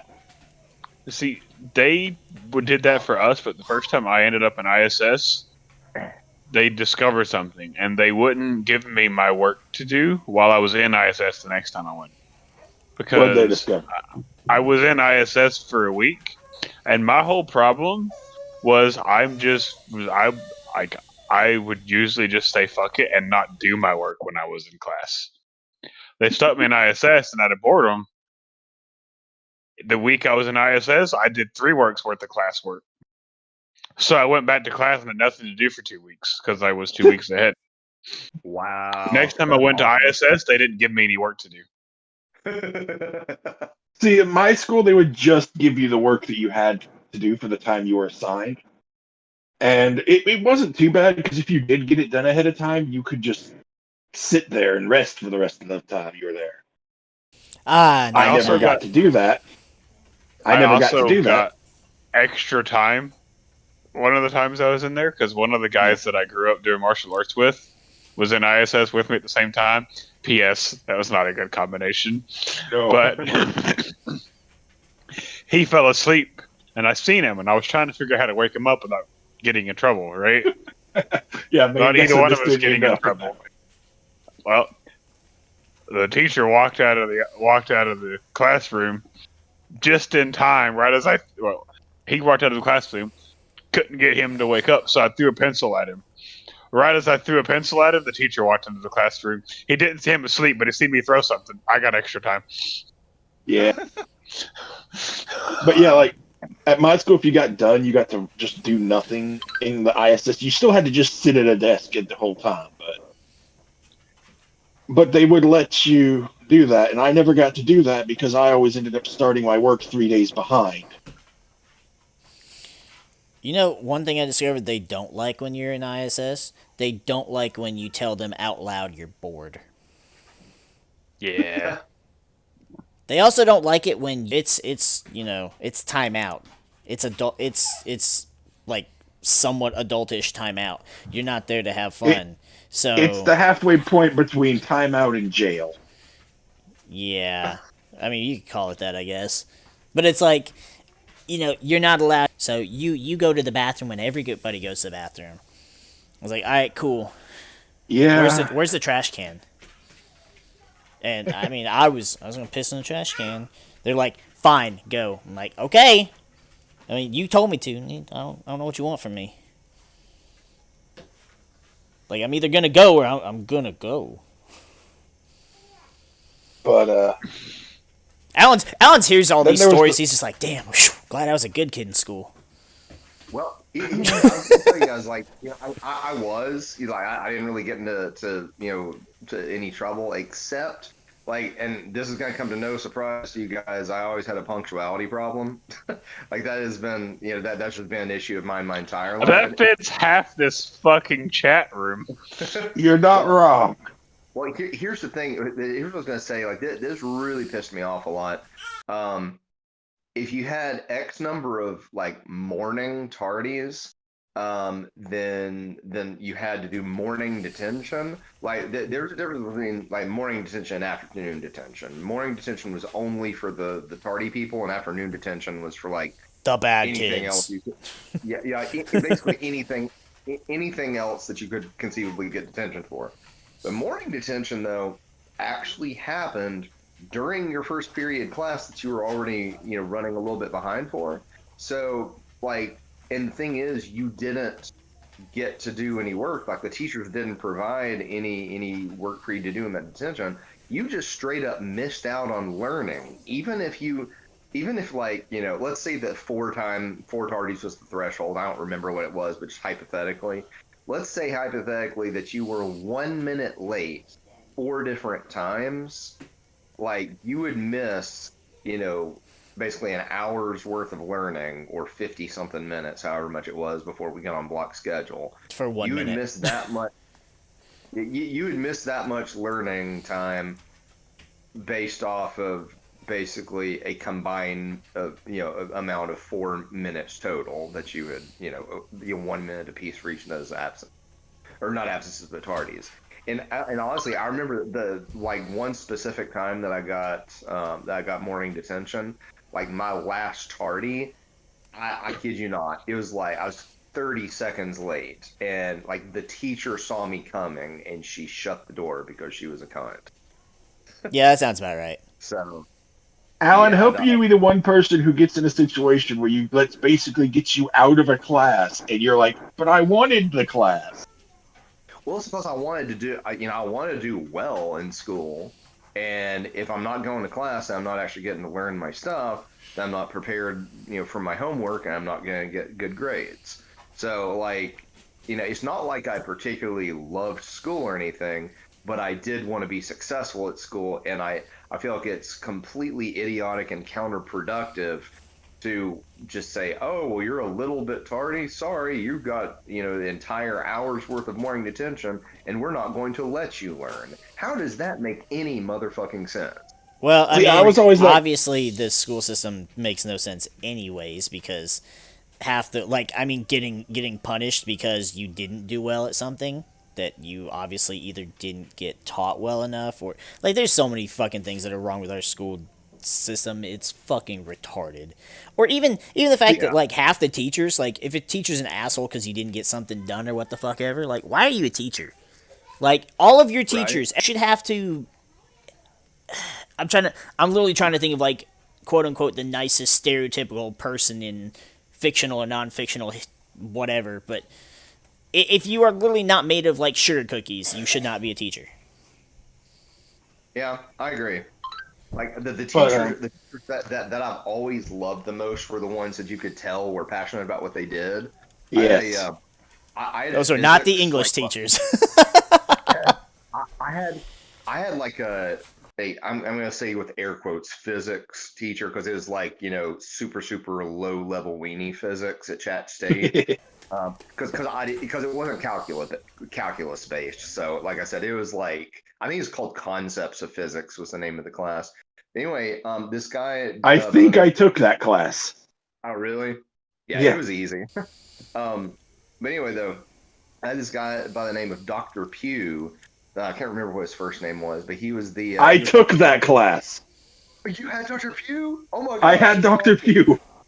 Okay, Pugh was great. I remember the first day of class. Like he's, how like college professors like that they expound and stuff, and he was talking. He's like, so guys, one of the things I want you guys to understand is I want to be here. He goes, I've got this certification, this certification, this certification, blah, blah, blah, blah. He goes, I could be actually doing a much higher paying physics in the field kind of job, but I really, really enjoy teaching, and I just absolutely want to be here. So just know that, while I could be making more money elsewhere, I specifically choose to be here. And I could tell throughout the course of that semester. Well, it was the shortened summer courses, but anyway, though, I could tell throughout that entire course that man, like, he was passionate about teaching. Like, you could tell that he, loved physics too. But I honestly think that he enjoyed just the simple act of teaching students more than the actual subject of physics itself.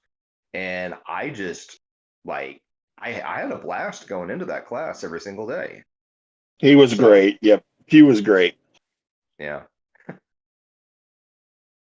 So anyway, but yeah, the teachers that love it are the ones that stick with you the most.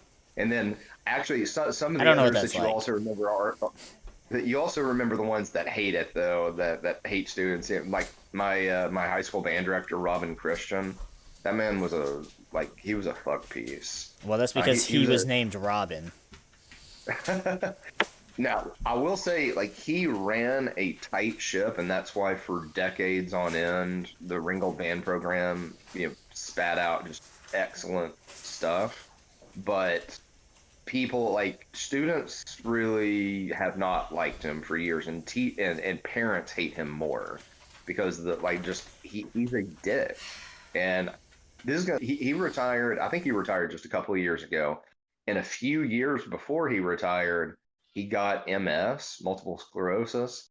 And honestly, when I first heard that news, I was like, that serves that son of a bitch right. I know it's a horrible thing to say, but, like, I hate that motherfucker so much. I'm glad that he got MS. Would it make you feel better if I said something worse? Much worse? Sure, go ahead. Nah, I won't do that here. Are you leaning towards the same thing that I was thinking about saying about the? Just say like one name. Just say like that, and I can tell you yes or no.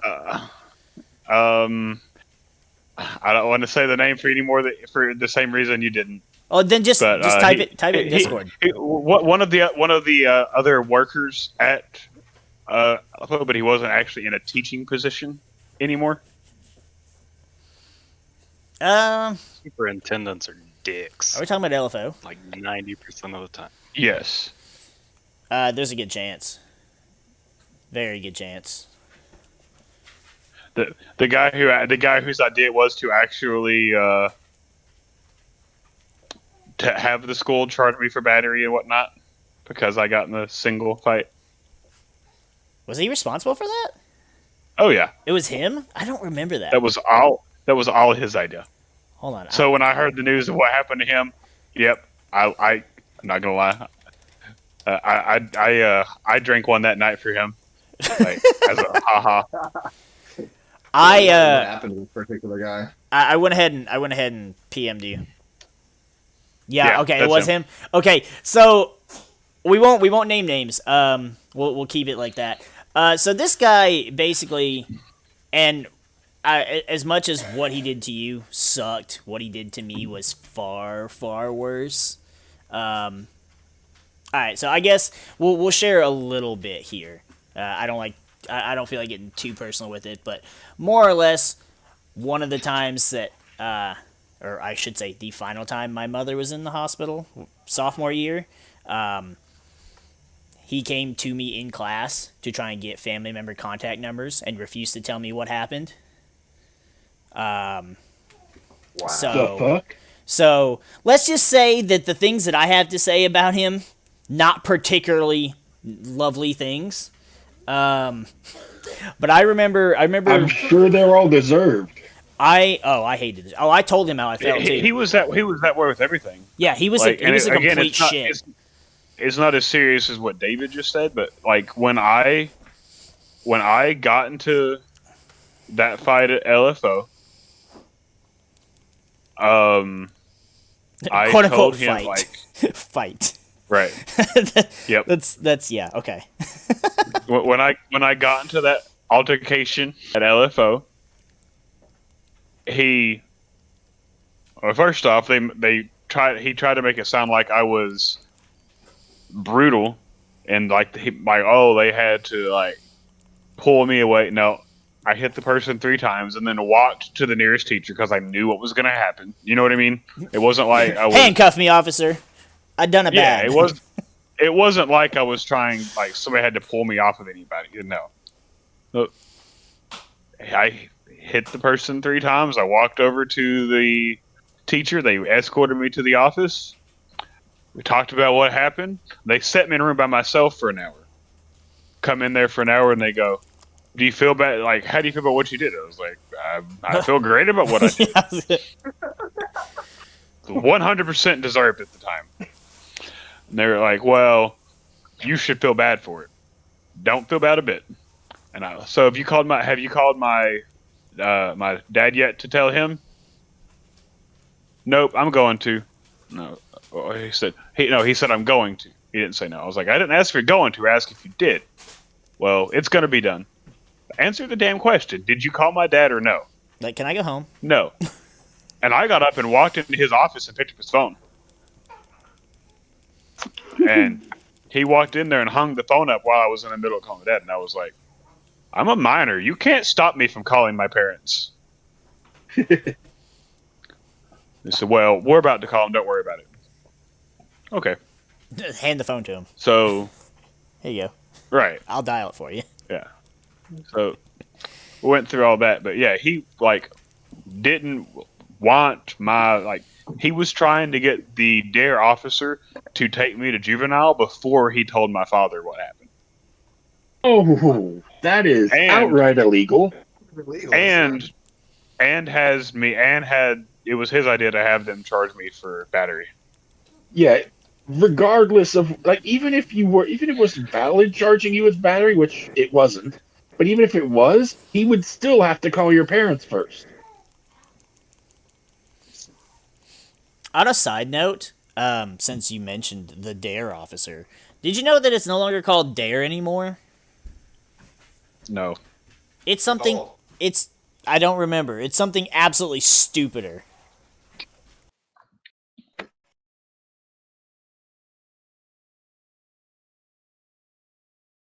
I'm checking my sources. Hang on. I'm checking my sources.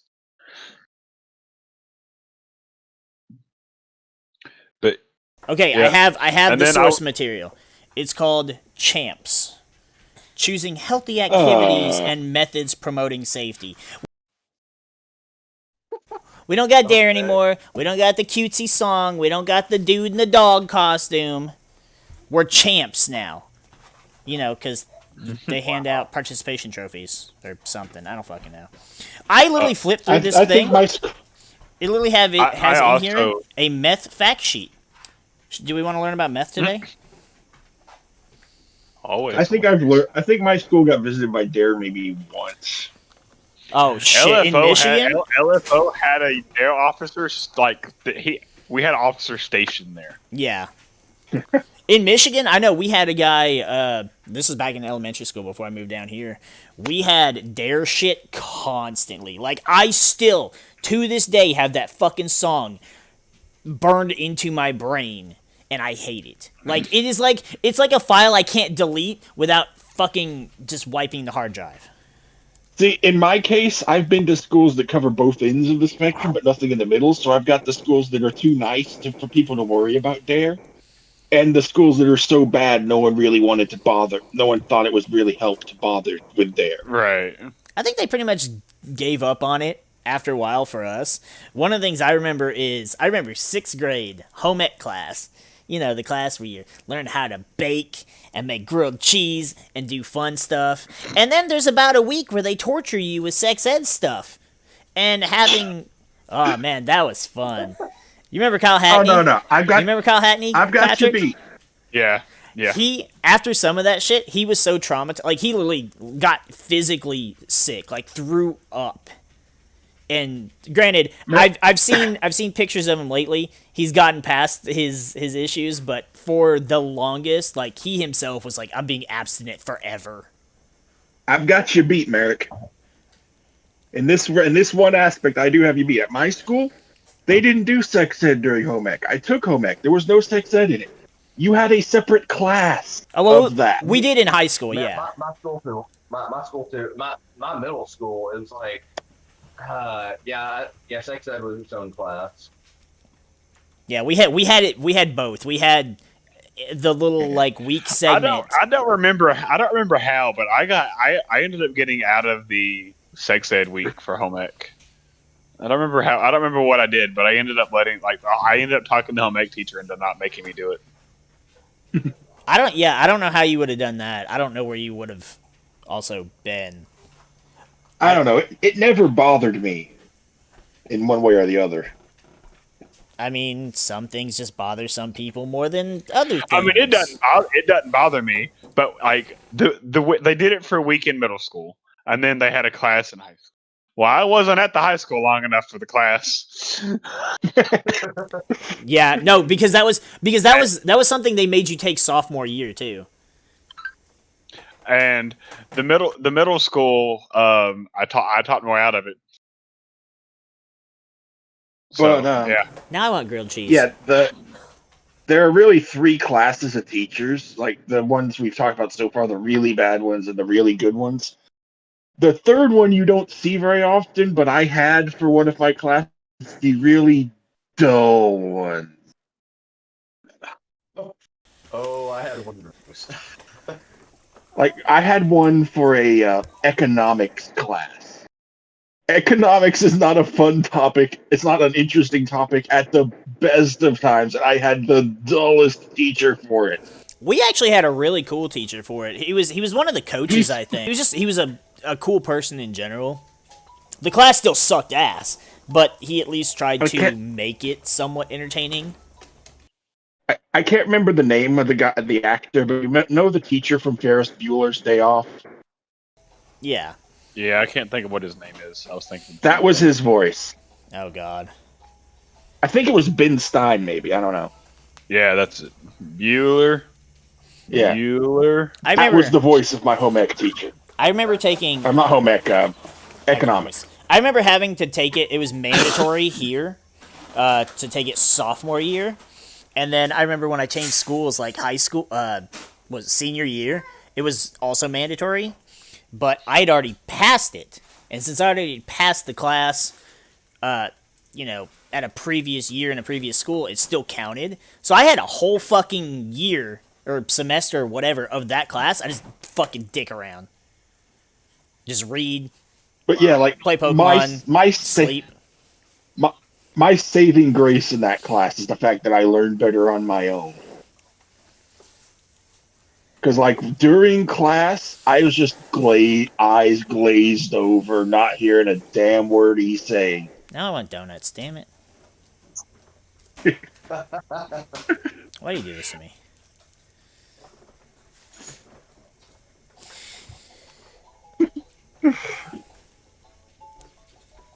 Was a really, really old man that I'm pretty sure was just a few years away from either retirement or death. And maybe both. But death is the retirement. I'm pretty sure that he was an alcoholic too, because I may have seen this once or twice, but I know I definitely heard lots of rumors of it that if you just caught him at the right time when he was at his desk, you'd see him slip a flask out of it and take a swig. But he would get up there though. He would get up there and at the beginning class teach for like, and when I say teach, quote unquote, like he was getting up there as basically giving the most cookie cutter, dull, boring kind of lesson that he possibly could. And then he would hand out like 4 or 5 different worksheets that were related to economics, but they weren't really helping you learn that much. It'd be like a crossword puzzle about economics, or a word search even, where you just find economic terms in there. But the thing is though, they were always like sports and economics. And so in the same word search, you might find Michael Jordan, and then you also might find the word dividend or something. That was always Like, to me, it was just a stupid class anyways. yeah. Like, how many classes did we really take like that, like economics or something, where we learned something that actually helped us understand economics in the real world? Yeah. That's a fair point. I remember having one class. What the hell was it called? It was an accounting class, but it was less about accounting, and like they actually like taught you how to like do, you know, like how to write checks and manage a checkbook, and you know, stuff you actually would need to know.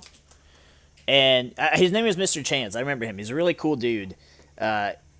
Actually nice enough and cool enough that I took the class, the second version of the class the next year, only to find out that he left to go teach at like a college or something. Aw.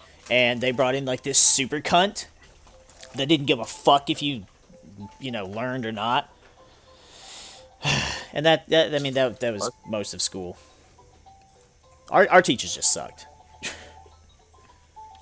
And then I see people that we went to school with, Patrick, and it's like they'll be tagging teachers from that we, you know, went to school and learned from, and I'm like, why are you friends with these people on Facebook? Like, surely you've got better people to be friends with. I just don't get it. Some people I'm will be sure- kissing ass until the day they die. I'm sure I've told you guys about my drafting class. I don't think you have. I remember talking about it, but that may or may not have been here. It was one of my favorite classes I've ever taken. Well, yeah, I mean, it's drawing. It's fun. Real quick.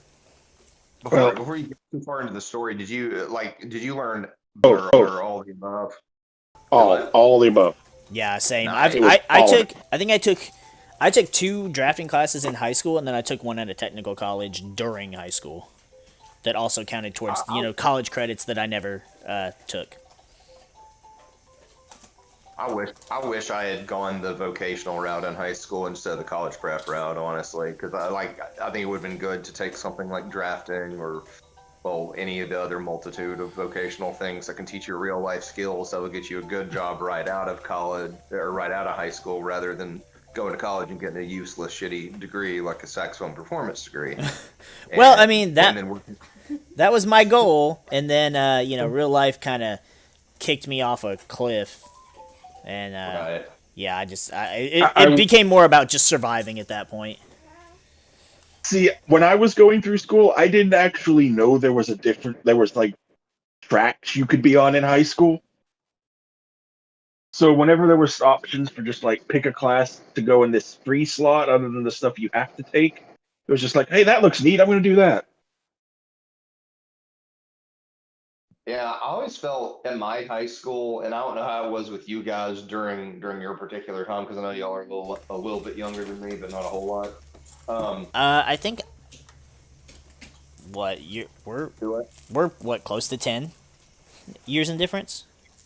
Okay, yeah, so that's a decent amount. Yeah, it's Anyway. at least 2 high schools.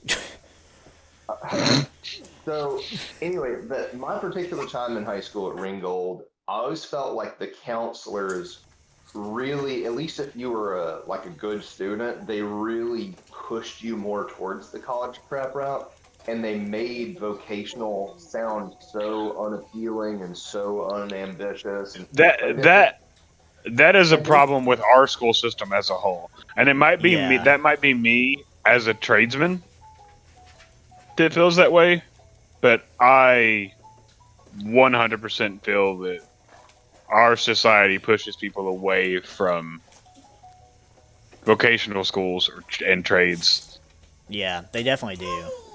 Which is really annoying too, because like that was what I wanted to do anyways, just because anything I wanted to do that was actual college route, it's like, oh well, you still have to take math and social stirper, and you still gotta do English classes. Like, motherfucker, if I didn't learn how to speak and write English in the past 12 fucking years I was in school, there ain't no hope. I don't need to keep taking it as an adult. I hope that when you were in school, you said "ain't" a lot because at that point, I don't believe it was still a word, and they would have been. Oh no, I pissed. 100% did because in 10th grade, our English teacher was Miss Wyndham, and she fucking hated that word, and I used it every fucking goddamn time I could use it because I hated her, and she would correct me about it too. Did she want? How much did you want to see her reaction once that you found out "ain't" actually became a word? Oh, I mean, if I ever cared enough to go back to that school, yes. 'Cause I know when I graduated Northwestern for the welding stuff, it took I was real tempted to go back to LFO, and for all the teachers who were talking shit when they kicked me out because of the one fight I got in. There was a few teachers telling me that would ruin my life, and it would do this and it would do that, and I would never be able to get this and never be able to get that. When I got that, it took a whole lot of restraint to not walk in and be like, all right, now I make more than every one of you fuckers. Right. And I actually enjoy my job, and I don't deal with a bunch of fucking shithead asshole teenagers. But what I was gonna say before we got to this was like the drafting class I took was we did the hand drawn stuff and all that stuff and the computer drafting and the 3D modeling stuff, and I was good at it. like I got done so fast with that class. Like we were maybe halfway through the class, and I was out of work to do. I did the same thing, especially like when I was taking the class at the technical college. I think it was junior year. Yeah, that I just started like just using AutoCAD and just drawing my own shit.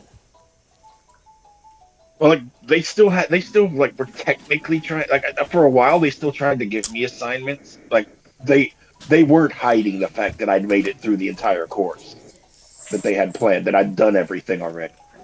It was just sort of well, we need you to be doing something We can't to have you just justify sitting you here. being here. Well, we need you to be doing something to justify you being here, and to keep your everything before finals. Was basically what they were saying, and I understand Give that. me the final now. Right? Well, I don't think they were allowed to, or I suspect they probably would have. He was a good teacher. He was a Motherfucker, the good government teacher. makes me be here by law. He was a good teacher. I suspect that if he could, he would have just given me the final ahead of time. Like, this is a teacher where, like, we had a day to just take off and not have to do anything in class. He put Shrek up on the TV. Let us watch Shrek. Wait, which Shrek? Hold on, this is very The important. first one. Okay. The first one. The one that was actually good. Okay. But, yeah, we just spent a day watching Shrek. So he'd give me some BS assignment that he knew I could get done in about 15 minutes, and I'd spend the rest of the day online playing playing games. I would just start handing you coloring pages. Well, like one day it was like, pick an object you want to draft in 3D drafting. And I played along. I didn't pick something simple. I drafted a light socket, like the whole thing. And being what 3D programs did you use in your drafting class, by the way? Oh, son of a... It's been so long. I don't know if I can remember the names. Do SolidWorks and do either SolidWorks or Inventor ring a bell? Get in the box. Maybe SolidWorks. Okay. SolidWorks is what we use at Aztec for 3D stuff, and then just obviously AutoCAD for 2D. But I was just curious. I wonder if there's a SoftWorks to go alongside it. When I bought my 3D printer, part of the I wanted the 3D printer to play with, but I also wanted something that gave me an excuse to start playing with CAD and SolidWorks, and so yeah, I would love to have one of those programs, but if they're too expensive. So I've got SolidWorks licenses for them and stuff. Yeah, I've got SolidWorks on my laptop, and when got somewhat familiar with SolidWorks, I took on a task that was way, way above my skill set. It took me 2 weeks to fucking do, but I made, and it's gonna sound stupid as fuck, but I designed a nut. I made a nut and a bolt in CAD and printed both with my 3D printer to see if they worked. I was so proud when it worked. I feel like I probably could have done that because, like, when I said I did the light socket thing, I'm a perfectionist, so I actually modeled the screw in the hole. Mm-hmm. But it was, and it's not like now I can, like, it's not a complicated thing to do. It's just I had only been playing with it for like, and with no actual training, I'd only been playing with it for a couple of weeks. So I was like, yeah, I'm going to do this. This is a horrible idea. This is way above my current skill set. Patrick, what would it take for you to 3D print me a Mando helmet for live streaming? A bigger printer. Yeah, yeah. I'm pretty sure it's too big to fit. Mine will only do something about As a matter of fact, I think we actually did the math on this before. You've asked. mine does. I don't remember. Roughly, Your shit. mine's roughly a 5. Mine's roughly a 6x6x7, I think. Print height. Oh, yeah, that wouldn't be enough. Yeah. Yeah, like Okay. I know this is a little random, but this actually ties into a 3D printer. Y'all know those the Power A GameCube style controllers for the Switch, and you know how like the triggers have really bad like long travel time on them and stuff. Yeah. Yeah.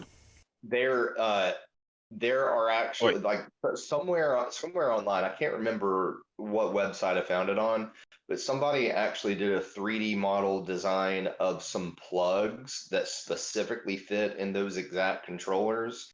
And it shortens the travel time. So like one of my coworkers that deals with SolidWorks all the time, he actually has his own 3D printer and he's printed those out for me before. Oh, I So bet that's nice. Yeah, that's a lot of time. That's why I like hate using mine, just because it's awful. Mm-hmm. yeah. Speaking And of, honestly, it's I well, mean having the plugs helps. But honestly, I got to the point of where I was like, I'm just gonna go. I don't have the years of muscle memory on a GameCube controller for Smash that a lot of other Smashers do. oh yeah, I So I do. was like, I'm gonna retrain myself to play on the Pro controller because my gosh, those triggers are so much more responsive. So like I play exclusively with the Pro controller now instead of the GameCube style Power A or really any number of the other companies that make GameCube style controllers. Speaking See, I never of got serious enough into Smash to actually care about what I use, so I actually just use whatever's available. well, I think I'd speaking have of Switch pretty big problems, controllers, the Joy-Con. Do it. speaking of Switch controllers and specifically Joy Cons, you might know more than the rest of the current party. I don't know if that's the right word. Entourage. Let's go with that. Entourage. That sounds fancy. Yeah, it does. I would like to get another set of Joy Cons that does not cost me $70 goddamn dollars. Yeah. Yeah, those are too over.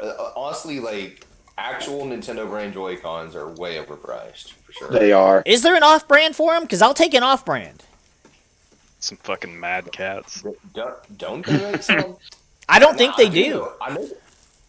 I do know that they make some off-brand ones that don't really serve as individual Joy-Cons. They just serve as like better grips for handheld mode. Like they are. I mean, they are functional Joy-Cons, just not when you take them off of the Switch. Well, see, that's what I need is like something I could use off the Switch.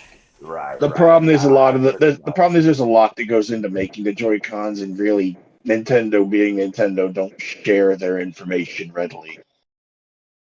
Well, and like I hate to try to justify the price of those things, but with as like with my current position at work being quality, where we make the parts we make, I have to check stuff, and sometimes we have to hold a half a thousandths tolerance on stuff. I get why those Joy-Cons are expensive, because that slat that slides into the side of your Switch Oh yeah. has no tolerance. Like, I mean, you're talking maybe 2 or 3 thousandths. Okay, well, how about this? Yeah. Anybody that has a Switch that had the Joy-Con drifting bullshit issues, because I have it. Even like I'll literally set the controller down and then my dude will just start running to the left. I'm like, no, go Yes. back. I want to stay right here, and I'll set it and I'll go to walk away and he'll just do it again. If you are you one not of send those them? people, you should at least do you get say? like a 50% off coupon for a new pair. Something. I agree. I'm gonna tell you right now that can be fixed. But Just gotta send them in. well, yeah, but the point is, I want an extra pair. Not necessarily that I want a replacement pair. I want an extra pair. Well, Bit of a difference, but I don't want to I pay actually $70 had the fucking for them. I had the Joy-Con drift issue, and I didn't fix mine because I'm not comfortable breaking them open to fix them. I've taken apart Xbox controllers, Xbox consoles. I've never really tried it with this. Plus, Nintendo stuff is so like, especially with the motion control shit. It's just so wonky. Like, I don't know that I would want to try and do all that. But I will say I do still have my old drifting controllers. So what he's saying is he's got a pair of drifting controllers for like $40. No, what I'm saying is I got a pair of drifting controllers that you can just have if you're willing to fix them.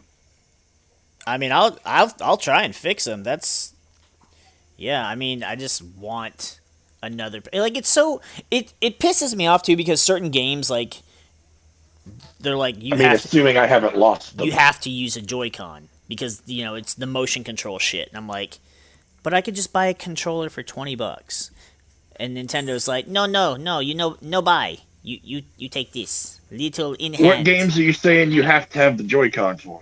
Well, like Mario Party, for example. Okay, yeah. Or like a lot of the newer Mario games have the little. I'm just like, I don't want to. Because a lot of cases, like, it's part of the gimmick. But a lot of games, you'll just have there will be motion controls that you don't have to use because they have to make the game usable while docked or while handheld. Yeah, I think it's mostly just Mario stuff that's like that, which is, I mean, it's not super annoying, but it's like it As a matter of fact, I'm pushes going to me tell away you right from now. buying certain games because of it. I'm going to tell you right now, they are not going to be making any more games that require the motion control. It is going to be 100% optional, and you know why? Because of the Switch Lite that doesn't have motion control. That's basically like the Switch, but you can't hook it up to the TV. You right? can't take the Joy-Con. Yeah, because you can't take the controllers off. Yeah, it's I'm gonna be basically honest. it's basically the new Game Boy, is what it is. I never have done that with my Switch. Taking What? the controllers off? Yep. You've never played it on Yeah. on the TV? See, that's how I No. prefer to play it. Well, I mean, that's how I have to play it to I'm stream. gonna be anyways. honest. The whole advantage to the fucking thing to me is that I can watch TV while I play it. Well, I mean, I true. will say, I usually play it in handheld. I do occasionally play it on the TV, but I still take the controllers off on occasion because I will put the console down over here and then just have the controllers and not have to have my hands in a specific position. Well, in general, I hate the Joy-Cons altogether. I wish that all Switches were like the Switch Lite, except compatible with a dock, because obviously the Switch Lite is not compatible with a dock. Right. I think the lack of a true D-pad is complete shit. Definitely. But the little bit that I play in handheld mode, I use those like that off brand. It's actually, yeah, I say off brand. It's actually a pretty mainstream third party company, Hori.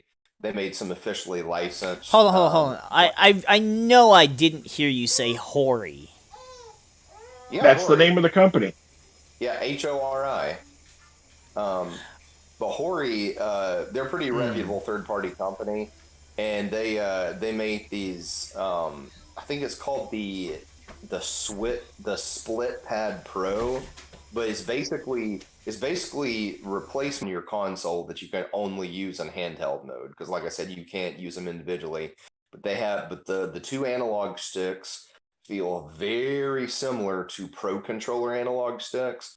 The buttons feel better, and there's a real legit D-pad that is very responsive and doesn't have stray diagonals.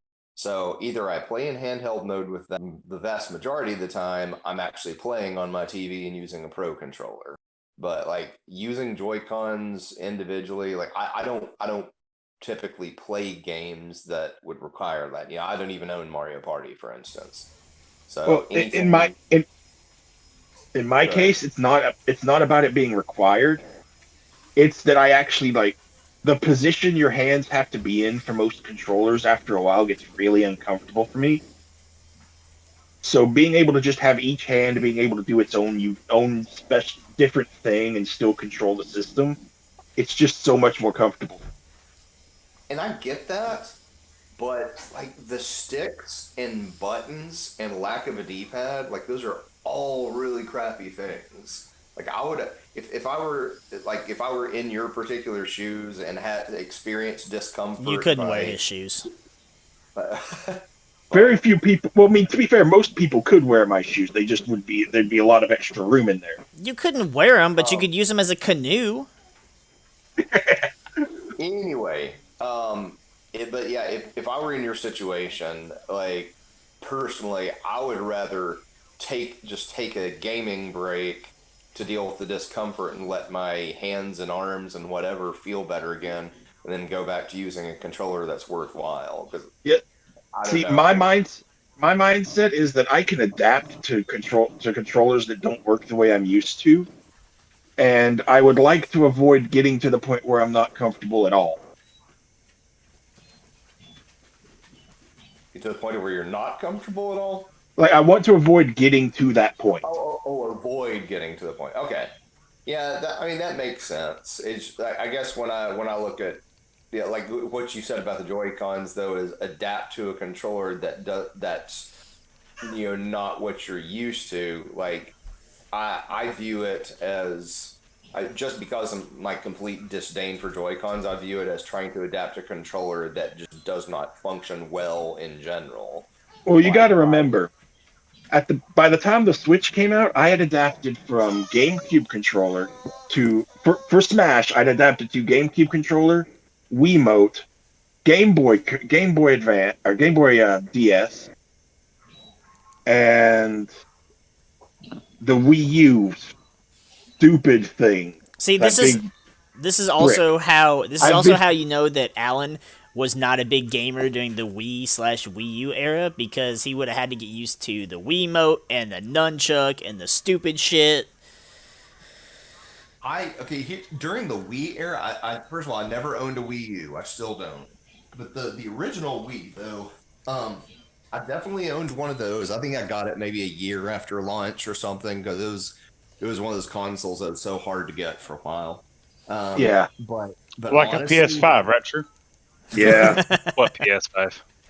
during that particular that time of my life, I like the only video games I really enjoyed playing at that point in time were either handheld Yu-Gi-Oh games, like either on DS or Game Boy Advance, or Guitar Hero on the Wii.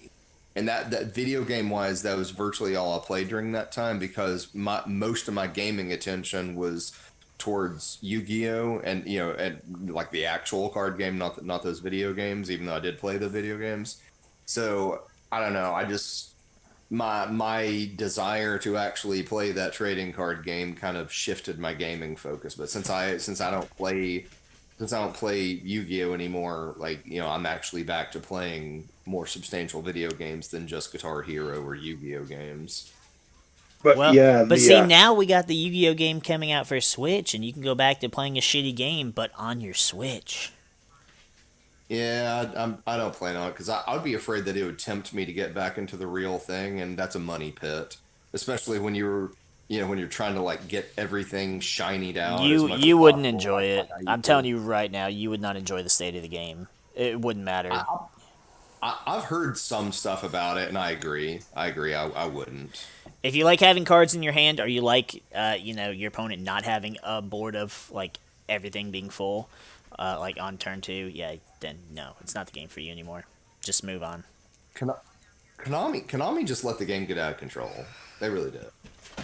Honestly, the game got out of control sometime during the era of XYZ shit. Like synchros were fine. It was a cool like alternate fusion mechanic, but then once we got into the XYZ shit, it it started out okay at first. Honestly, fun in my opinion. It's just that's where it should have stopped. Well, some of them were a bit ridiculous compared to others, but like you said, But the same is true as some of the synchros.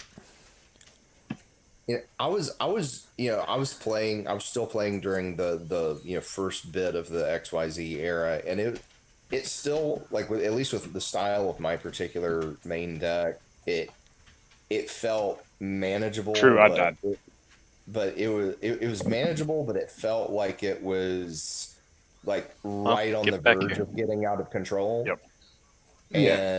And that was, I don't know. I guess I could feel myself starting more and more and more to lag behind. Bitching. I was bitching every other week. Special summon bullshit.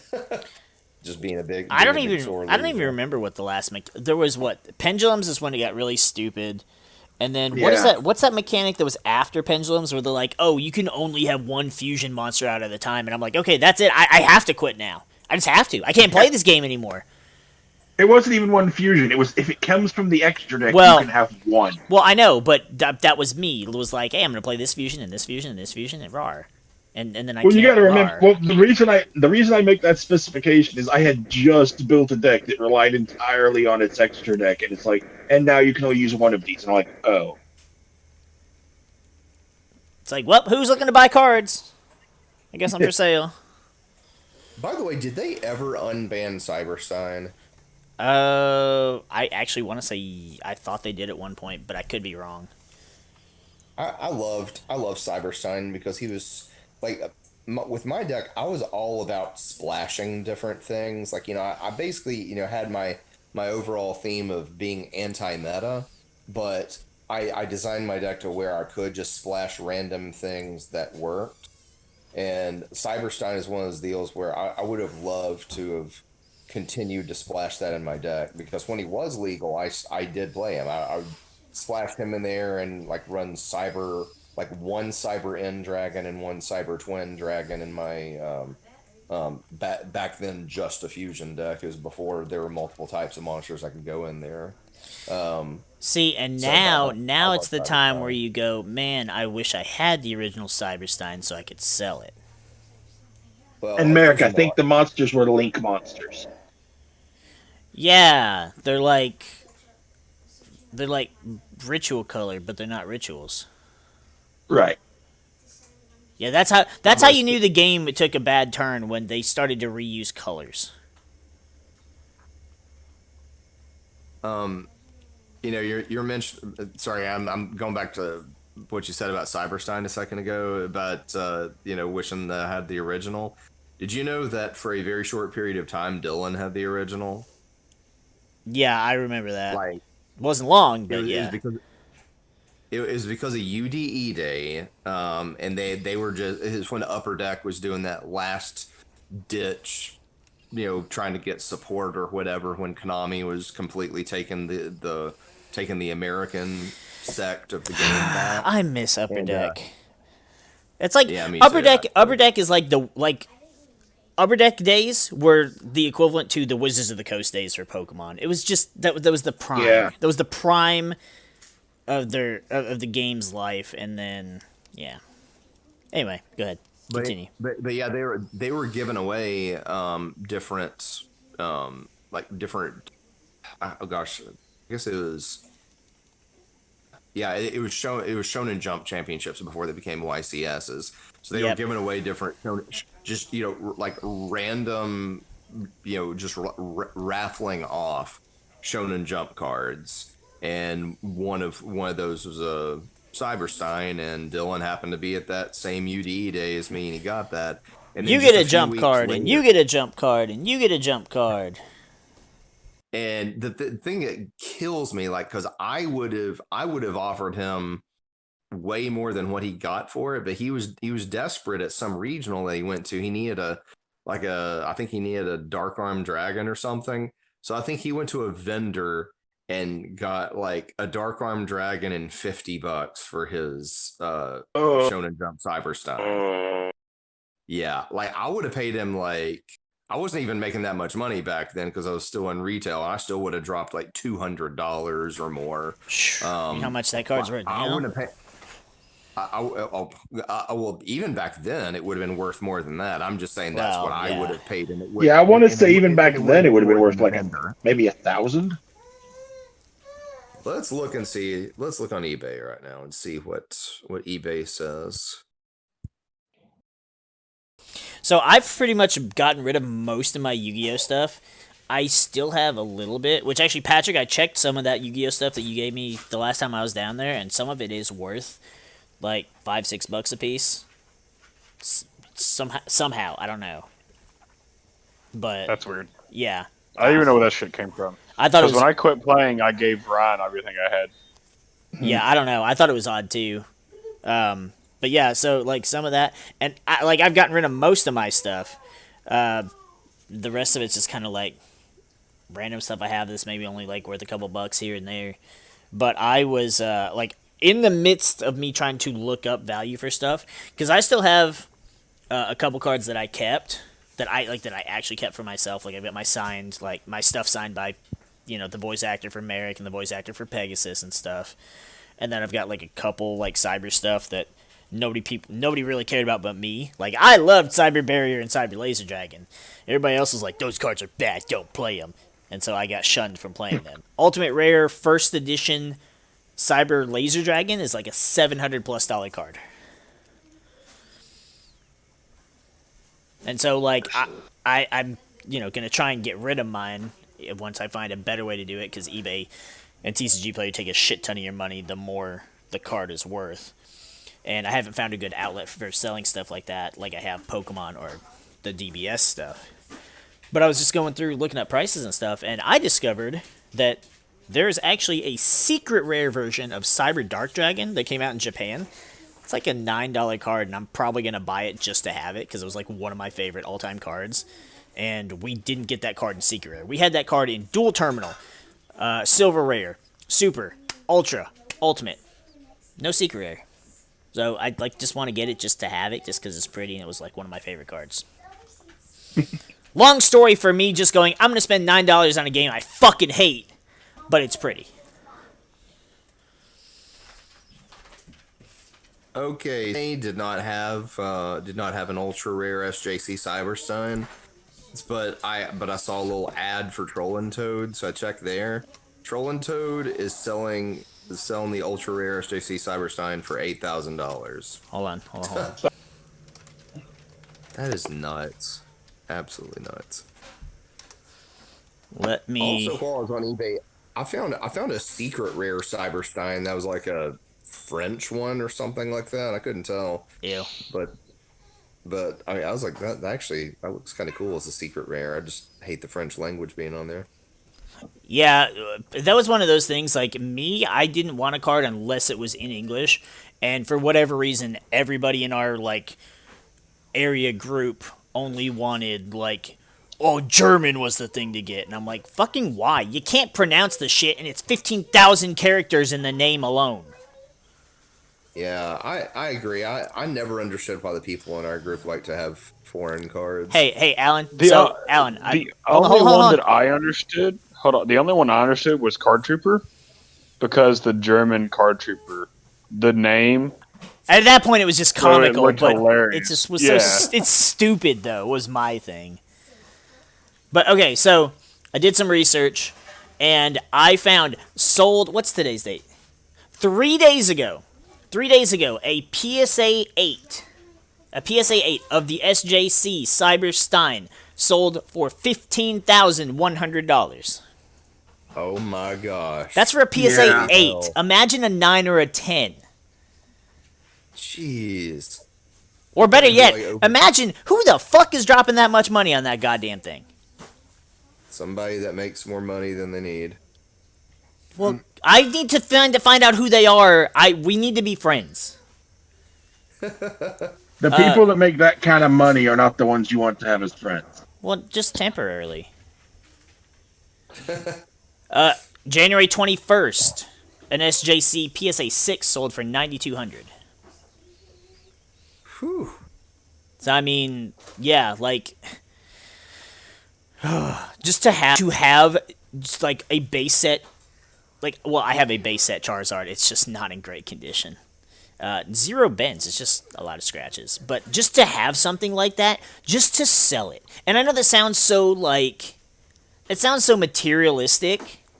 But it's like, if I could have that one card, or if, say, I bought, like, I was one of those people that just bought storage units, and just got, like, a mint condition Shadowless Charizard, like, just the money from that could make so many of my problems go away.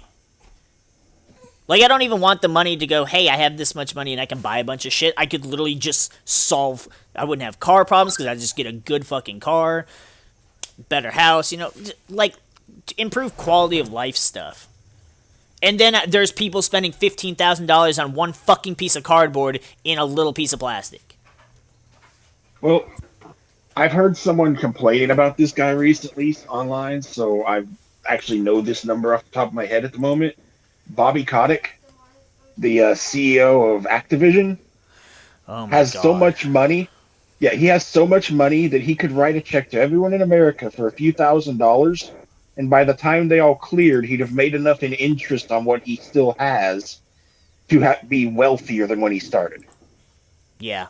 Yeah, he's a piece of shit. Seriously? He's a piece of fucking shit. He is. If you see the one picture I saw of that guy from an article, like, just the stupid fucking look on his face. It's like it's one of those faces that you want to punch him in the face as hard as you can, but at the same time, he just looks so stupid you can't help but just giggle.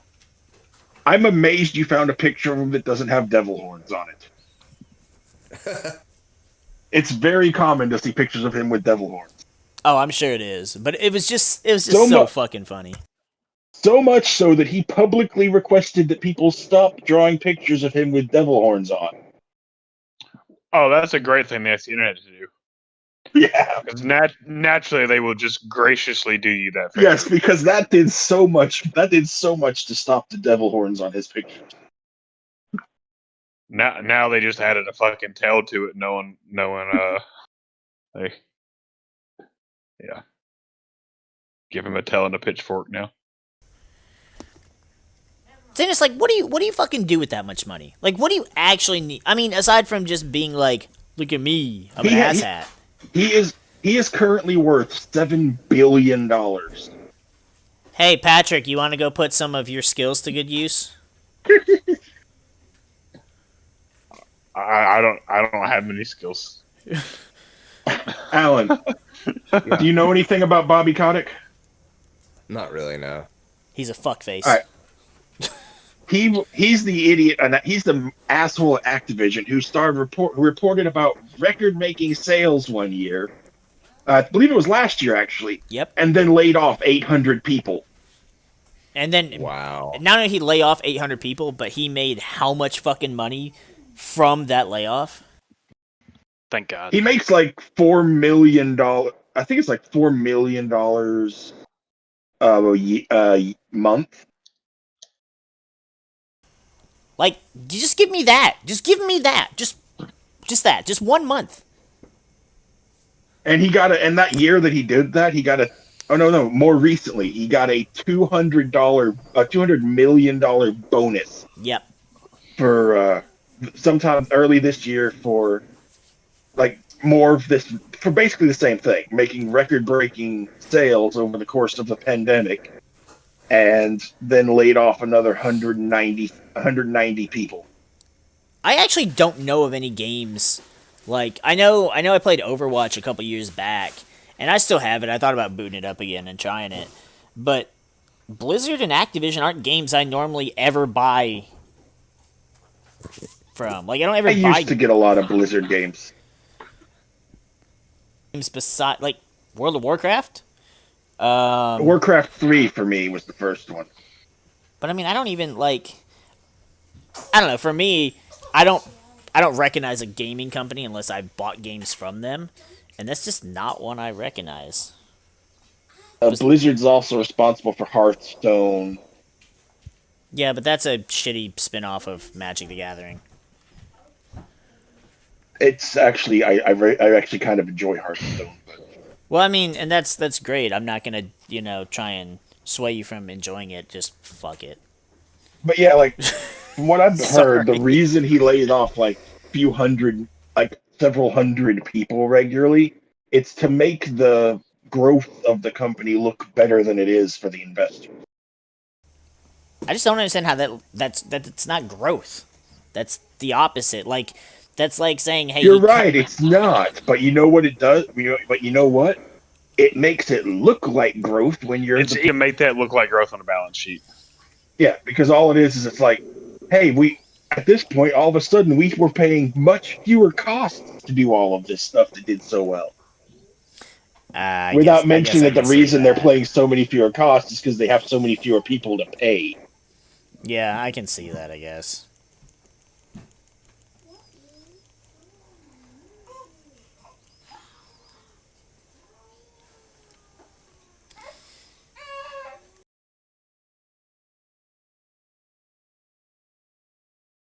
I hate Bobby fucking Kotick.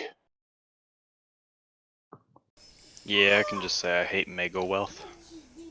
Yeah. I don't hate all Mega Wealth. There are people that do Mega Wealth well. Okay, doing Bill it. Gates does well with Mega Wealth. Okay, Bill Gates can like fuck off until I ever have never have an issue with a Microsoft product. No, he can fuck off.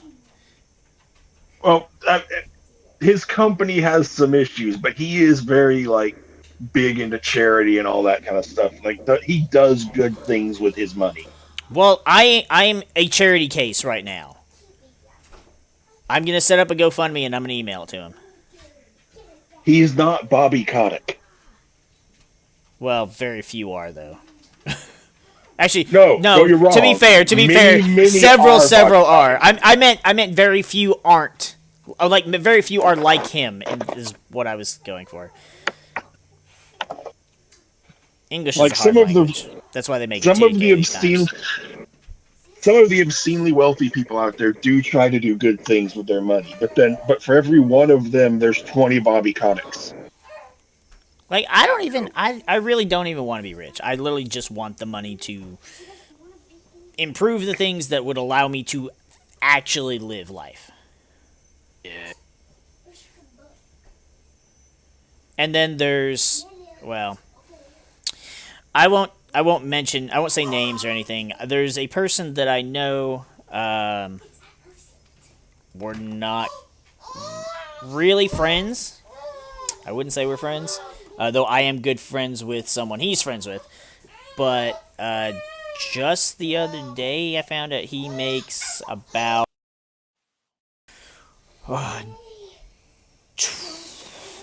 roughly about 80 grand a month. Fuck. Sure. It's more than I make in a year. It's double what I make in a year. Yeah, and I bet he doesn't get taxed out the dick like most of the people that make over The only 100. the only job I've ever even thought, hey, I'm actually making a decent living off of, was when I became a senior technician at Walgreens, and well, that was less fulfilling than I would like.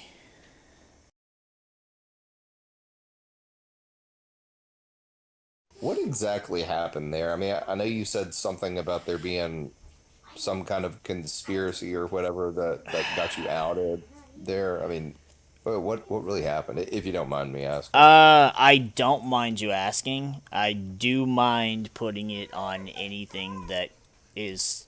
A public forum. Well, once you put Understood. something on the internet, it's pretty much there forever.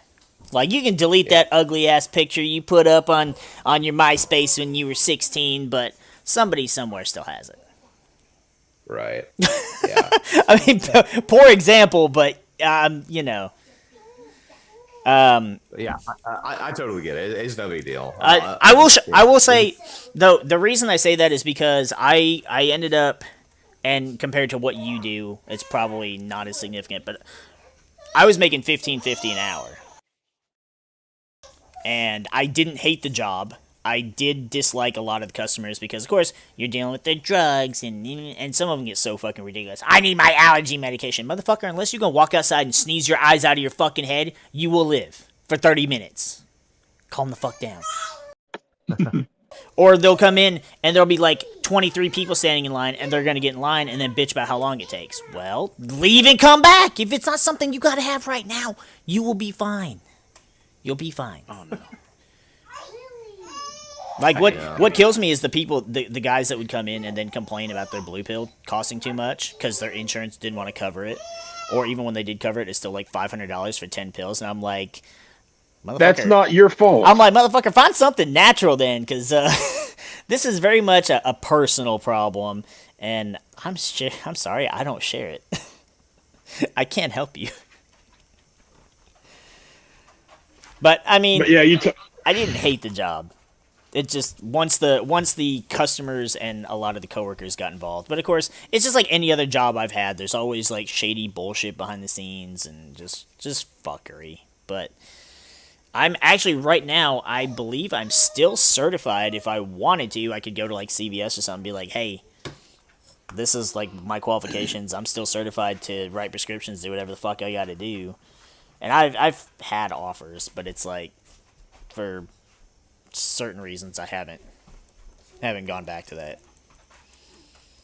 If you ever if down the line, if you ever hypothetically did want to go back, do you think that the gap in your job history, for this time that you're, right now that you're streaming and doing your store and stuff like that, do you think that the gap in your job history between Hey, pharmacies PB, there's a wraith up there. would be I any see kind of a that. problem at all? know what for certain the gap he has is. I'm pretty sure it's not going to be an issue because that gap, I believe, more or less coincides with the pandemic, and a lot of people have that gap right Well, now. I'm saying down the line though, like, if it was like, I don't know, Shit. 3 or 4 years down the line, and you decide, what, I think I do want to go back into the pharmacy industry or pharmaceutical industry.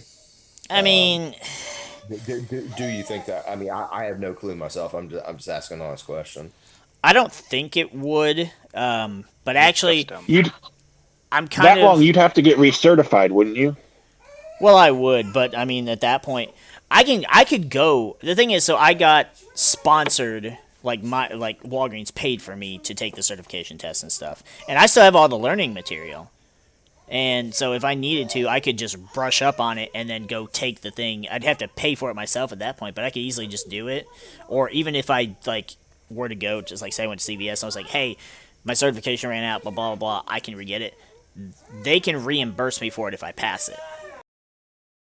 So if I were to That'd be retake nice. that test and then get certified again, and then he's like, oh well, okay, and then here you go.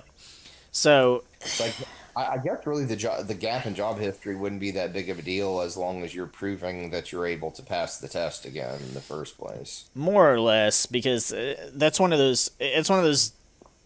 I don't want to call it an industry, but more or less, it's one of the fields where like people are always necessary, especially people Right. that are good at doing their job. But there was a lot of fucky shit going on at the particular Walgreens I worked at.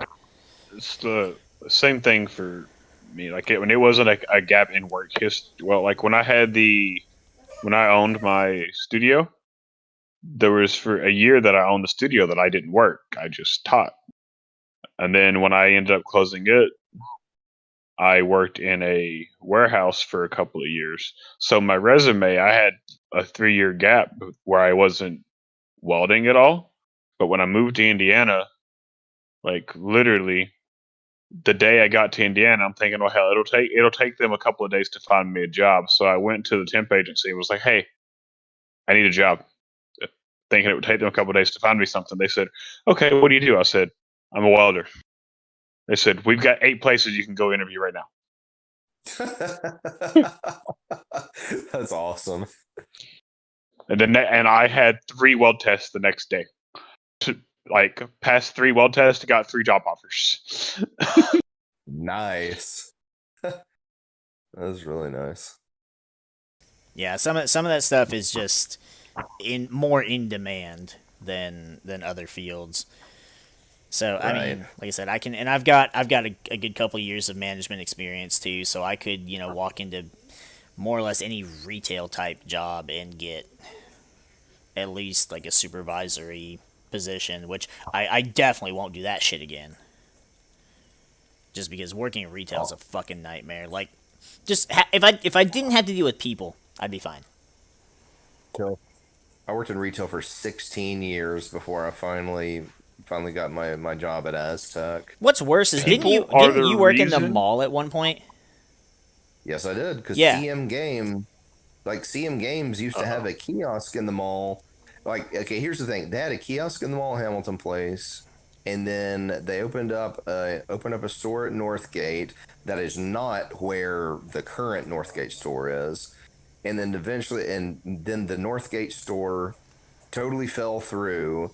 It was like barely getting any business at all, and so Steve Madden, the owner, from up in Knoxville, just kept the Hamilton Place kiosk open, and then eventually he shut that down, and then there was like no CM in Chattanooga for years until the one on East Brainerd Road opened up, which of course is closed now, and then the one that's currently still at Northgate. But yeah, I worked there. I worked at CM Games. I worked at a cell phone. As you worked at the cell phone shit. Here's the thing, though. I worked at 2 different ones. There was one called Wireless Dimensions that was only open for like, once I got the job there, it was only open for about 4 or 5 more months. And I remember the owner came when I was closing up one night, and he was like, "Look, man, I'm going to give you a heads up. Blake and Michael, who were the other 2 employees that work there, he's like, Blake and Michael are terrible at their jobs. Sales are awful. So yeah, but he goes, I think you're a great employee and you're a good salesman and everything. He goes, so I am giving you the heads up tonight, that I am shutting things down tonight, and don't worry about showing up tomorrow or anything. But he goes, I'm gonna let the 2 of them show up tomorrow and see a closed down kiosk. Well, So that took a anyway, different turn than I was expecting. But then like a couple of months later, Global Cellular came to Hamilton Place and set up shop in like that exact same spot. It was right in front of GameStop. And that's where I worked for like 2 years, because I already had the few months of experience at Wireless Dimensions. And man, I really those 2 jobs were where I really got my sales chops, like commission sales kind of chops. And then I went, but I still wasn't making as much money, just because retail sales, even with a little bit of commission, still don't compare to a lot of other jobs. And so then I went to the bank and worked for the bank for about a year and a half, and then yeah, due to an actual accident. I remember what happened. I wasn't gonna make you tell that story. Well, I mean, I don't mind telling it. I don't mind telling the story. I just don't think it's particularly interesting. It's just kind of stupid. Basically, like, one of the cardinal sins when you work in the banking industry is if you do a transaction on your own account. So I was a floating teller, and one particular Friday, I happened to be at the second busiest First Tennessee branch in Chattanooga, which is the Northgate branch. And during the mornings, you worked night drop bags, which a lot of the retail places and stuff would drop off a bag of money in the box. overnight, and so then in the mornings the tellers are counting his bags. So it was a Friday morning, which is already busy, and we were counting night drop bags. And I had brought in a $50 rebate check made out to me from Chase Visa, and I was planning on filling out a deposit slip and having another teller deposit in my account for me. I was so busy with night drop bags and actual customers walking in that I didn't really have time to do that. I didn't want to bother another teller, while they're trying to do crap too. So anyway, I filled out the deposit slip and I just set it to the side with my check. And so I went back and forth, night drop bag, help a customer, night drop bag, help a customer, just back and forth, back and forth, back and forth for like a couple of hours. And then all of a sudden, I was in that rhythm. Instead of grabbing a night drop bag, I grabbed my deposit slip and my check and keyed in my own damn account number and started processing a deposit. And as soon as I saw what I had done, I was like, oh shit. So I go straight to my operations manager, like straight to her. And I was like, look, this is what happened. It was a pure accident. I'm being completely forthcoming right now, just so that things don't get found out later down the line. There's nothing shady going on. Like, this is seriously just a slip up. And so we actually called corporate security together, explained the situation. I filled out an EIR, which is an electronic incident report. I filled that out on myself. That's something you usually fill out when you see somebody else doing something shady or whatever. Right. But I was honest and forthcoming and filled one out on myself. And by the end of that workday, I got pulled in the branch manager's office, and HR was on the phone, and they said, we're sorry, Mr. Bingham. We want to thank you for your time at First Tennessee, but we're at this point, due to the actions that happened today, we're going to have to terminate your employment as of immediately. So, yeah, that was a pile of horse shit. So, but honestly, I look at it as kind of a blessing in the long run, because, well, I was making, at that point in time, that was the best money I was ever making in my life. And that was only around the $11 an hour mark. So then, after I was unemployed for a while, I finally got the job at IER Optical, and I was at IER Optical for like 5 years. And like, even though I was the best salesman there, once again, being a great salesman in the field of retail typically still isn't going to pay very well, because retail sales, are typically, in most cases, are not commission only. And so it's like, nope. You get a really crappy hourly rate and then a small percentage of commission on top of that. But the thing is, after 5 years of, busting my ass at IER and making terrible pay, that is what drove me to go back to school.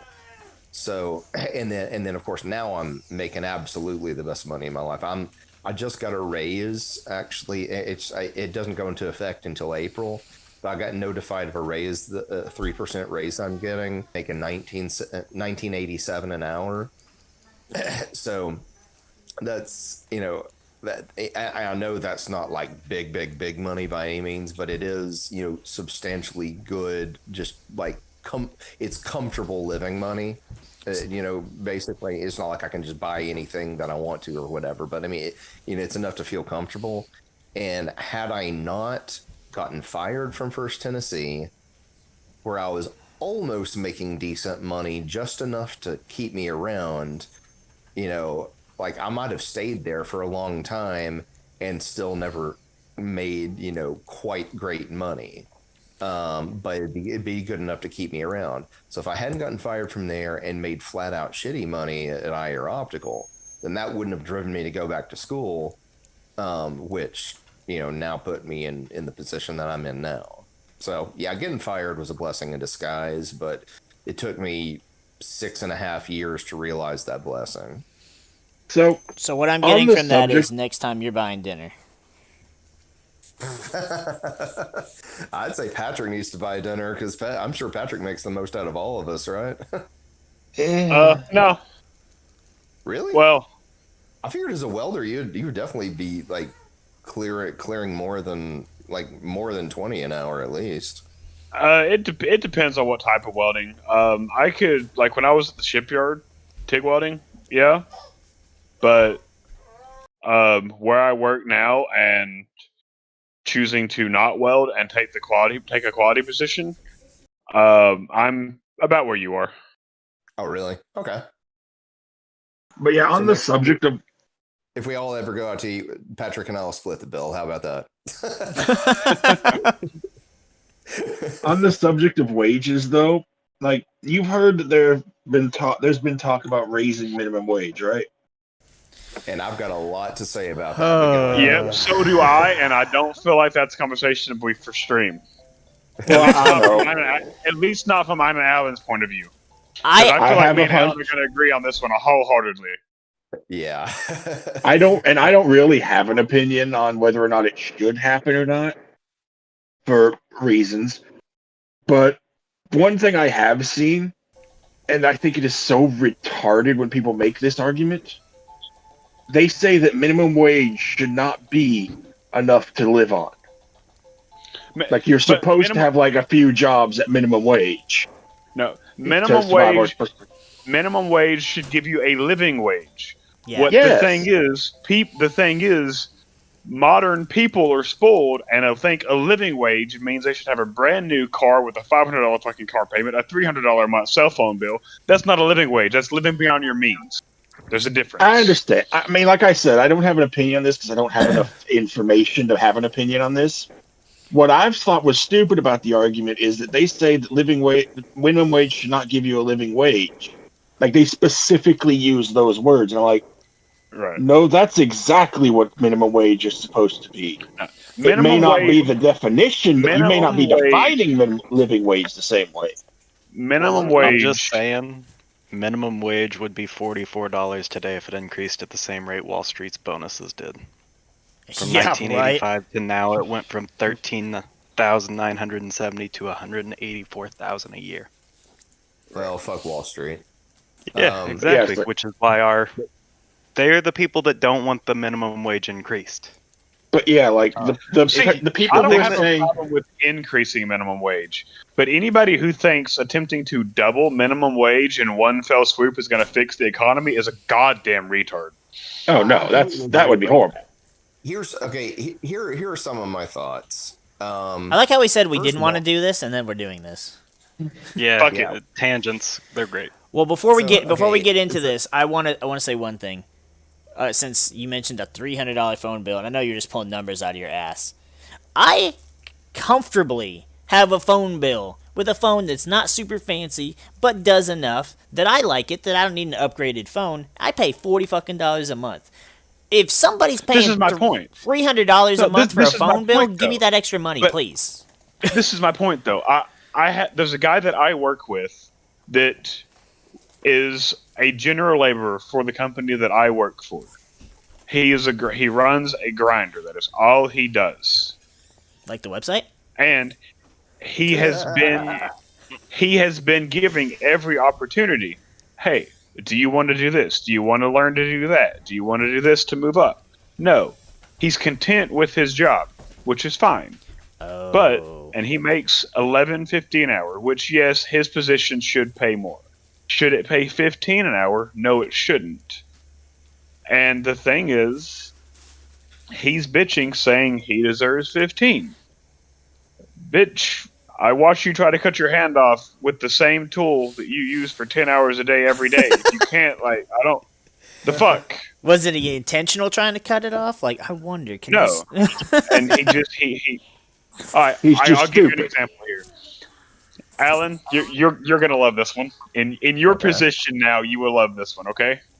All right. So I work in the quality department. Here's how my job goes. Anytime you start on a new job order for a certain part, when you cut the first part, you call me.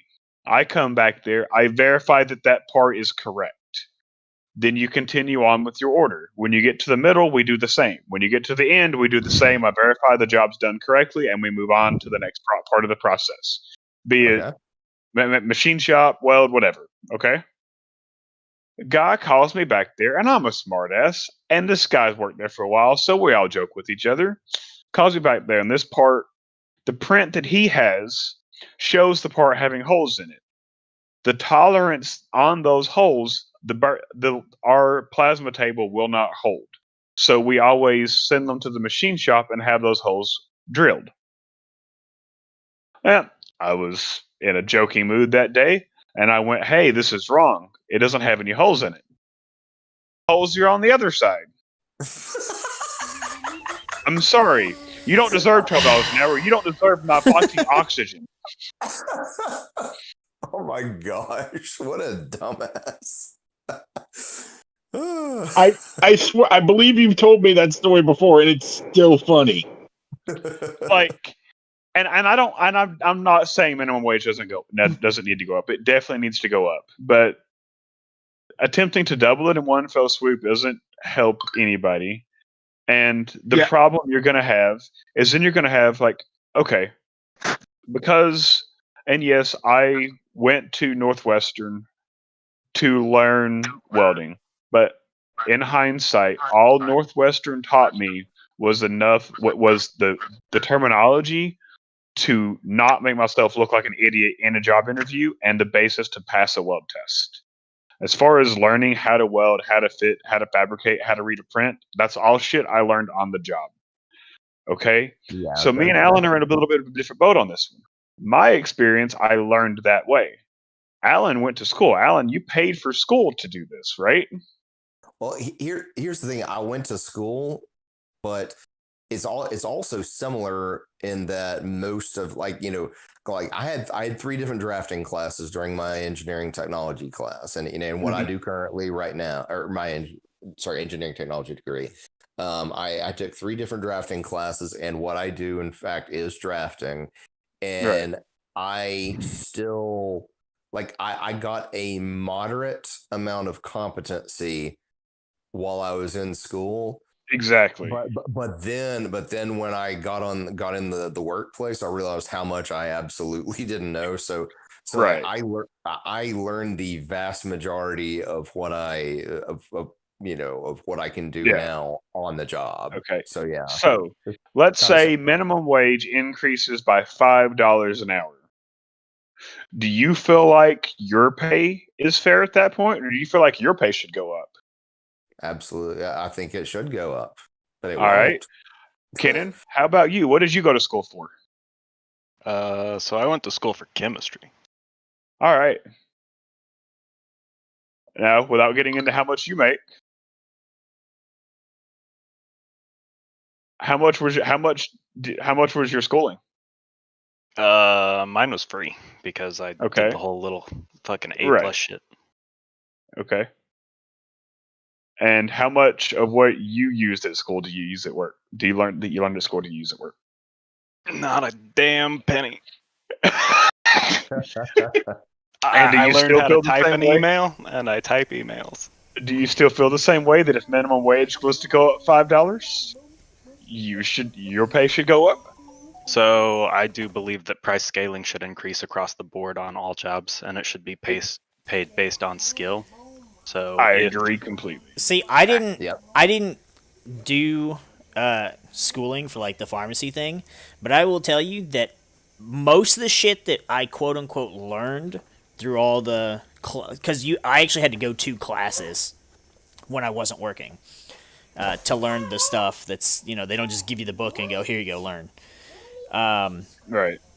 And I gotta say, most of the stuff I either didn't use or I already knew that I learned just from starting On the job. at the job. And yeah, Well, so and see, I get to see a weird point too in my position. Okay, my company hires all welders in at a certain rate, because a lot of what we do is not extremely complicated and requires a fairly minimum amount of welding knowledge. We hire in welders at about 17 an hour because it's really a fairly, I don't know, it's a fairly base level weld shop, okay? But we also, for that reason, will hire people that have no clue what they were doing. For example, 2 weeks ago, I had to teach a 50-year-old man how to use a square. Oh, Now, here's where I have a problem. Minimum wage goes up $5 an hour. This guy wants $5 more an hour. Now this guy's making $22 an hour. Can't read a square. If my base pay goes up $5 an hour, I'm making 24. So I'm worth $2 more an hour than the 50-year-old man who can't use a fucking square. Wow. Yeah, it would definitely be a thing where you would have to, like, the scaling would have to increase based on the job. Like, for example, Right. a fast food worker or like just a cashier at a basic convenience store gains $5 extra. That does not what you do should not just be $5 because that's not. I don't know. I don't know how to word what I'm thinking, but I think you understand what I'm saying. Because here's effectively what I told my boss. Like Walmart, for example, does not pay minimum wage. If minimum wage was to jump to $15 an hour, Walmart also pays a shift differential. Let's say minimum wage is 15. A third shift worker at Walmart is probably just ballparking. This obviously isn't. Oh, this is fact. But I'm thinking a third shift Walmart employee goes to say 16, 17 an hour. I will happily quit my job and be employee of the month stocking the goddamn shelf at Walmart for 17 an hour. yeah. Right. Yeah. And to not have to deal with the stress of my job, and I know every job's stressful in its own. Every job has its stress in its own right. But what I consider stressful and what the guy stocking a shelf at Walmart considers stressful are not the same thing. Right. Yeah, but mainly the guy that at Walmart considering stress is everyday life because he's getting paid Walmart wages while the corporation makes billions during a pandemic. While also having can to work at agree with Walmart that. and be around the kind of people that go to Walmart. Yeah, exactly. Did you hear what they did? Like This is why I for say the third employees, shift, because they're the basically like, Walmart- "Here, have this old fruit. Thank you for The- your service." Wait, what? This is why I say third shift. Basically, Because fruit that was expiring and they couldn't sell anymore. They were like, "Yeah, here, it's in the break room. Enjoy." This is why I say third Yeah. shift at Walmart. Wow, that's Not Fucking for trash. not for the shift differential. The reason I say third shift less people. is the less people, and the Walmart in my area would probably be full of meth heads all night, so I'd get to laugh at motherfuckers all goddamn night long. Well, here's the thing though. Is your Walmart still 24-hour? Because the one in Fort O, ever since the pandemic, it has not been 24 Yeah, hour. it's not right now. Okay. I'm pretty sure Walmarts across the board aren't 24 hours right now until the pandemic's over anyway. Yeah. So they cut operational costs, cut jobs, and still made billions. Yep. Well, and that's like, well, look at and this is part of the problem with the minimum wage thing, and this is my biggest part with the minimum wage thing is like, okay, look at the Walmart in Fort O. How obviously, Kenan, you haven't been to the Walmart in Fort O, but I don't know if your Walmart's doing this. Have the rest of you been there yet in a while? Yeah. What have they done to the Walmart in Fort O, Ryan? You mean outside of reorganizing everything so it's impossible to find anything? I'm guessing what you're talking about is they don't have checkout lines anymore. They have self-checkout. Bingo. Well, no. Bingo. They have. Here's the thing. They have 4 checkout lanes, and usually No. 2 of them are open. One is tobacco. No, they don't. The Fort O one. The Yes. neighborhood market. The No. neighborhood market has 4 checkout lanes. No. The actual Walmart. Yes, the one in Fort O has 4 actual you're right. checkout lanes. You're right. I was have gonna it say they backwards. stopped at like I have it backwards. 3 or 4 hours before the end of the shift. They pulled those people off, and it's just self-checkout basically. Oh yeah. Yeah, I did have it backwards. It's the neighborhood market that has no regular checkout lanes anymore. They actually just took them all out. You see that's how it is around here, like because like close to where I live, I've got the Gun Barrel Walmart that's actually a big Walmart supercenter, and then there's the neighborhood Walmart market on East Brainerd Road. And I think maybe 2 or 3 months ago, the neighborhood Walmart switched to self checkout only, and but the big Walmart still has actual. The thing is, Walmart's already said that they're moving that way for all of them eventually, and it's not even a matter of okay, we don't want to pay people $15, which that is some of it. Walmart's not going to lie; they will tell you that, but that's kind of the nice way to put it. The reality is, They don't want to pay anyone full stop. well, it's not just that. It's also, who knows what our unemployment rate is right now? I haven't looked in a few days. I don't know what the number is, but I know it's a lot higher than it should be. I disagree. And here's why. I know a lot of people. Really think about how many people you've met in your life, and think about how many of them you would pay $1 to work for you. I honestly wouldn't employ half the people I've ever met in my life because they're all lazy, worthless, or stupid. So to assume the unemployment rate should only be 5% is crazy with the pay rate the way it is.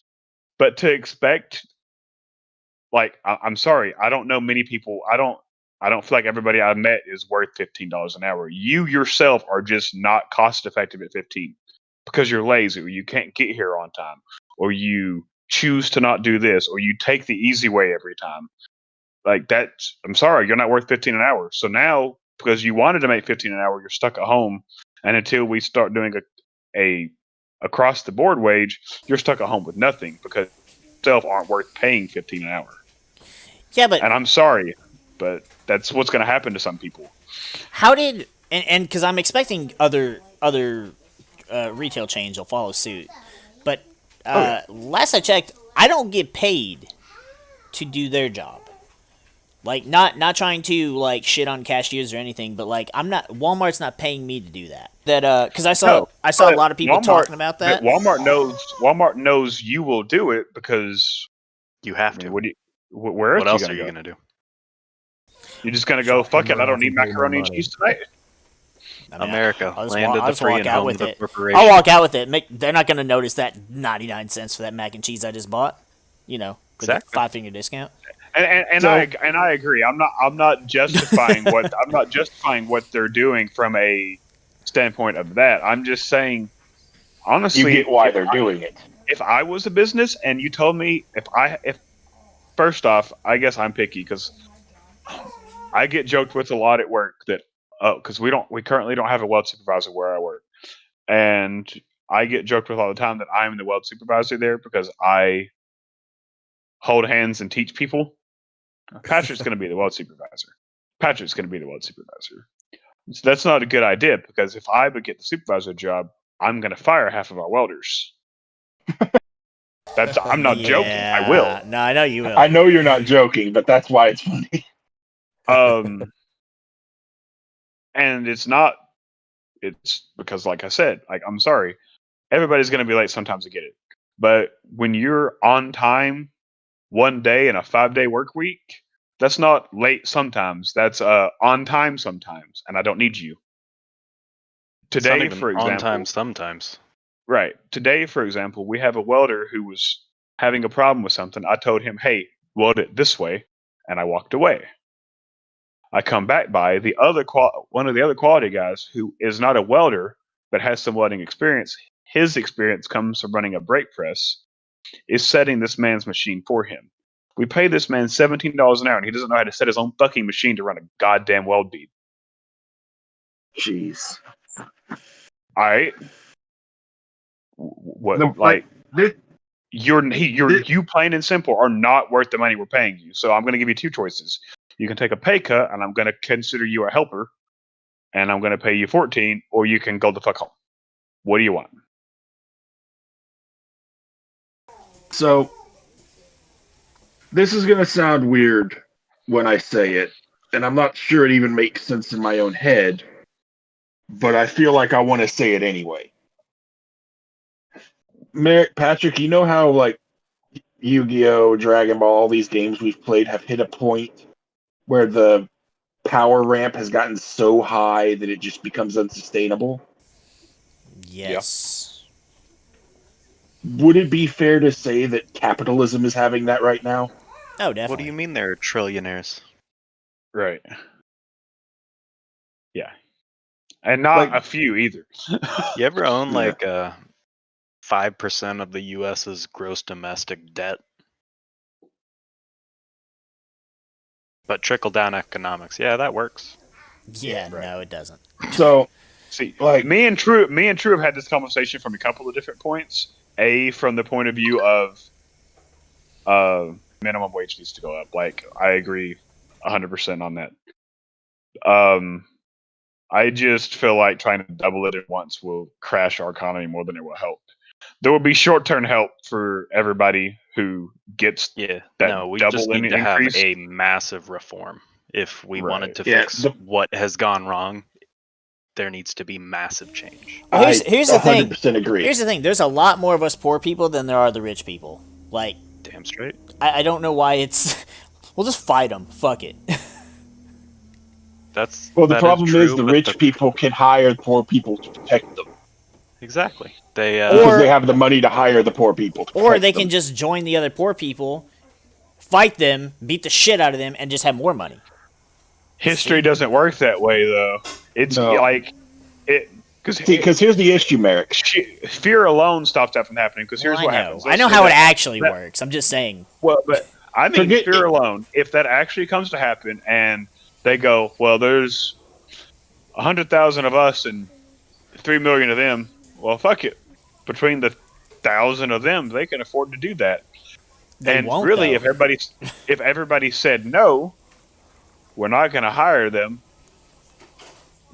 then okay, it works. But the moment most people are short-sighted, moment one person says yes, some of their people around them are going to say yes, and then that's going to spread and spread and spread until they get what they want. And there's Alan. Yeah. If I offered you a job at the plant I worked at tomorrow for $20 an hour, would you take it? A job at the plant that you work at? For $20 an hour, would you take it? Specifically doing what, though? Being a just assume it's something you're perfectly capable of doing. Yeah, drafting. Oh, okay, yeah. If he's doing drafting, I mean, I would say yeah, probably. I mean, because I'm making close to that already. Well, but here, let me add more to this. I know welders that work for your company. Your company has very good benefits and very good insurance. Okay. My company does not. Okay. Okay. So for the few cents for a few extra cents on the dollar or on the hour, would you take it? It's like our 401k sucks. If your benefits and everything are not as good, then no. Right. Here's the problem with most people in America. They go, ooh, they pay 20 cents more. Gone. Yeah. I'm not joking. Yeah. We've had welders. No, I've had people we've had people quit where I work because they got offered a job making 30 cents more an hour, and then they get there and they end up getting fired from that job because they won't teach them or hold their hand the way we will. Like we don't have that's one thing I will say about my company is we don't have a problem teaching people. If Alan, if you were to start with us on Monday and go, hey, I want to learn to weld, we teach you. Yeah. A lot of shops don't like that. Right. So that's one of the things that I will say they do. And the flip side of that is some people just think, some people think everywhere is that way, I guess, and they leave for say 13 cents because they think it's greener on the other side, and I you can ask Ken in here. I bet you about where I work all the time, and there's a ton of things wrong with it, but I'm not going to leave the first time I get a job offer making 20 cents more. Right. Well, I mean, 20 cents. If you consider that a big enough difference, then especially if you have job stability, anyways, you're fucking an idiot. Like, I will buy something like stuff I look at. Like, if I look at TCG Player, like to buy cards, or eBay or whatever, I'm gonna pick something that has a hell of a lot more references or better reviews, even if it's $1 more. Right. Like, yeah, me too. Yeah. Merrick, I'll give you another reason why your little everyone attacks the rich thing doesn't work, and because the rich will just buy us out. Well, it doesn't work because people are stupid, and I was just... God damn it, Ryan. I'm going to give you the example anyway, though. And you knew I was going to. The reason is that you got, let's say, let's just be a round number with 1 million people going against them. They'll offer like 500,000 of them a job protecting them, and the 500,000 will take it because they don't want to split it among the money among 1 million people, rather than just be on the good side of the people who have the money.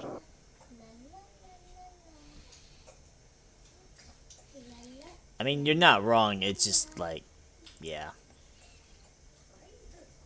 But yeah, And like if we're talking, we're in the situation where unchecked capitalism is going completely out of control.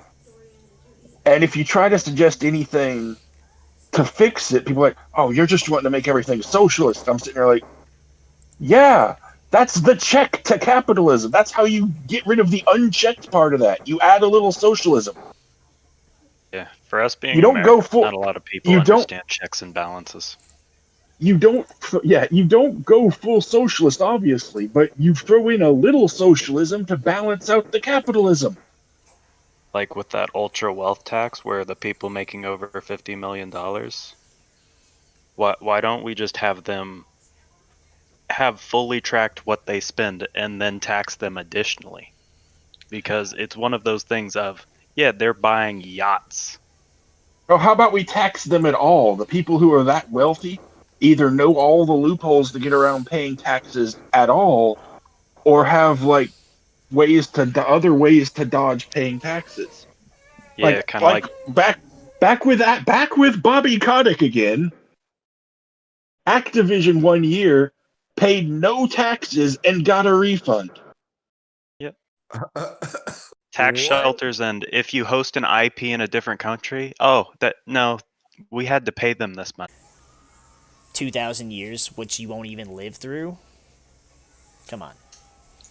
Yeah, it's absolutely absurd. This is We're in a situation. Well, we're in a situation right now where, in order to fix the economy and the government, we would have to completely patch, and we couldn't survive it. Oh, we could. It would just take strong leadership, which we have not had strong leadership since the fucking New Deal. No, Essentially. the problem is we couldn't survive it because even with strong leadership, the kind of teardown it would take to fix everything, that leader would not still be in place after trying to start any of it. Humans are They very would get stupid.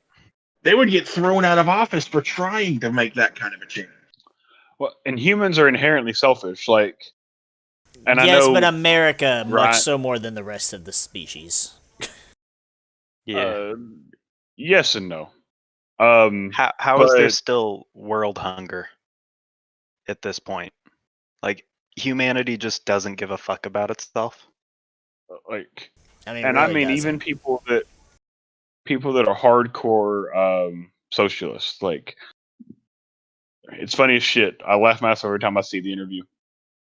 There's this guy who was just going around asking people like who claim to be socialist questions, and he's like, "Oh, so you're a socialist? Yep. Okay, so you believe that you should get this for free, and we should tax these people this much, and these people this much, and this and that, and college should be free, this and that, right?" Yeah. No, like, so you're gonna so college is free. What are you gonna go to college for? And they tell him whatever it is, and they're like, "Oh, that pays about this much a year, right?" Yeah. Okay, so now that you're making that much, we're going to tax you this much so you can pay for the next generation's college. Well, that's not fair. Dumbass. That's exactly what you were saying 30 seconds ago. But now that it's your money that's being taxed, you don't want it. Even though it's going to pay for this next person like somebody else paid for you. Like, if you're making Like, enough everybody money, wants the good side of it, but not the bad side. Like, Right. like, I feel like you shouldn't be. No one should be complaining about being taxed if they're still making enough money to be comfortable.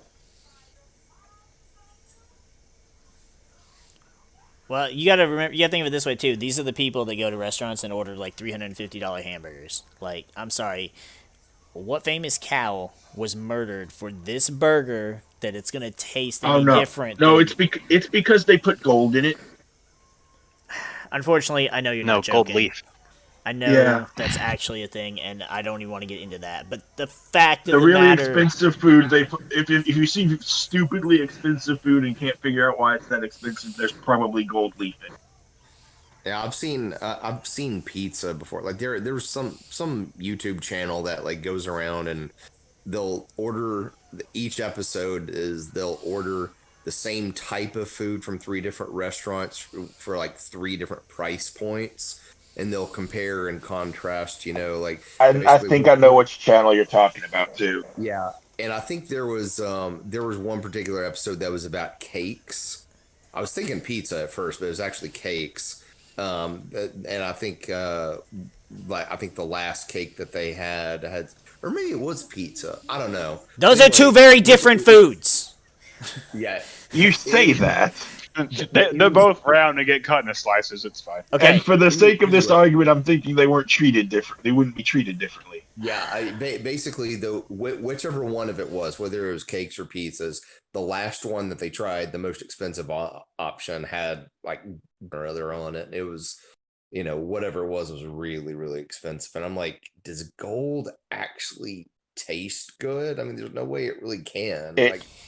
As to my best of my knowledge, Gold Flake doesn't actually taste like anything. okay, I'm gonna be perfectly how- honest. With as much like when I make a burger, my shit is loaded and messy. Between all the condiments and cheese I like to put on it, I ain't fucking tasting no gold or any other stuff you're gonna fucking sprinkle the fuck on it. I'm just not. I will say- You put gold in the ketchup? Cool. I'm not gonna know. I will say some of the stupid expensive parts of food I can kind of get behind because it's about buying stupidly high quality ingredients. Yeah, some of it. That's funny. Well, okay, that was Yeah, also but- Papa John's slogan, better ingredients, but it wasn't better pizza. It was just Papa John's. Like, you can claim it's better ingredients, but that doesn't mean it's better food. I happen to like Papa John's. For fuck's sake, can you just not? Just examples, Ryan. I mean, I'm with Ryan on this one, but yeah, I get your point. My point specifically was he said better ingredients, and that's what came to my head. Right. Like regardless, there's a difference between quality of food and doing something stupid like putting gold on it. Like Yes. if we are talking about pizza, Loopy's that's my favorite pizza Oh, joint. I haven't had Loopy's in so long. I don't think I've haven't ever either. had anything from there. Loopy's is great. All right, I guess I know what we're having. Loopy's- Ryan, Alan and Patrick buy us next time we go eat. We're going to Loopy's. Bro, when are we going? Let's go. Loopy's. Kenan, you can fly in too. I'll buy you dinner too. Anyway, I'd that's rather what I'm the saying, guys. plane ticket, and I'll just buy everybody. The Loopy's, Loopy's is significantly more expensive than something like Pizza Hut, for instance. Right.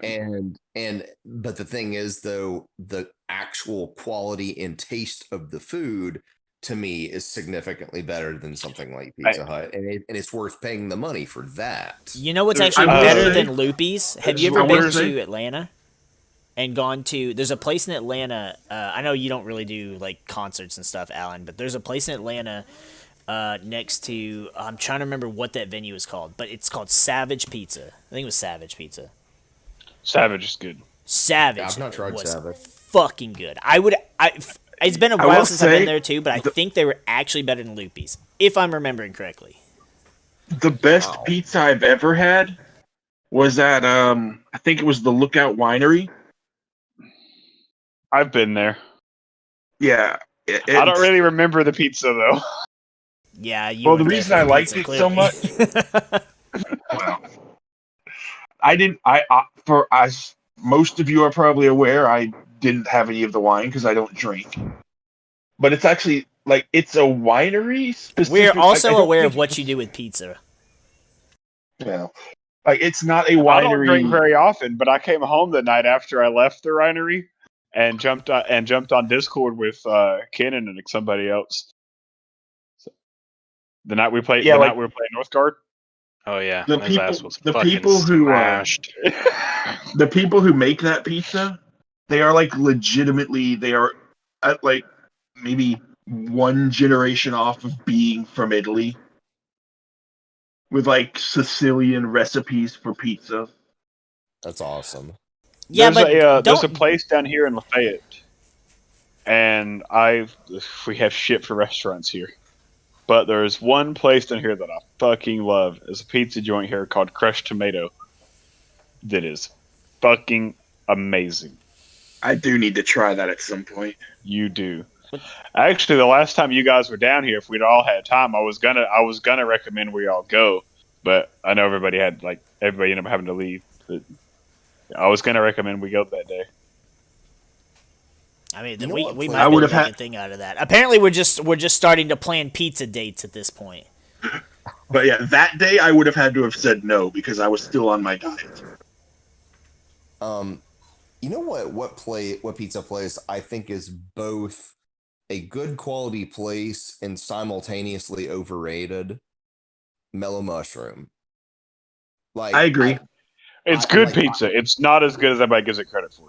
exactly. Like Yeah. it is good solid pizza. They got a pretty creative menu and everything, and so, some of the servers are stoners and are kind of funny because of it.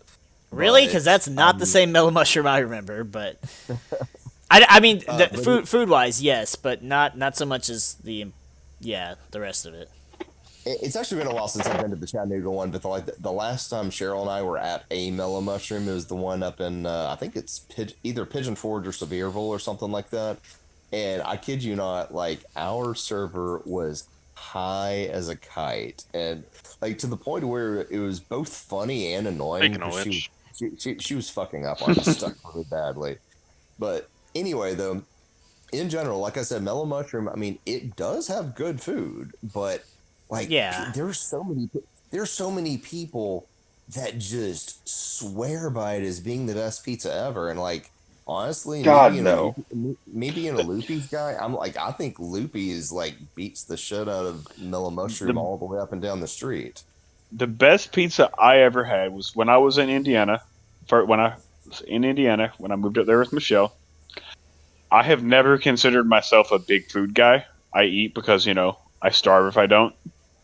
But when we were up there, I was like, fuck, everything up here tastes like ass. Like I could not find anything that I just liked. They have Checkers up there. I love Checkers. Or they have Rallies up there. I love Checkers. It's supposed to be the same thing. Rallies is not the same thing. Rallies taste like ass. Checkers is amazing. Okay, so that didn't work. I ordered something for Papa John's. It wasn't as good. Found this one fucking pizza joint there that was awesome. That we went in on like a Friday night. They were crazy busy.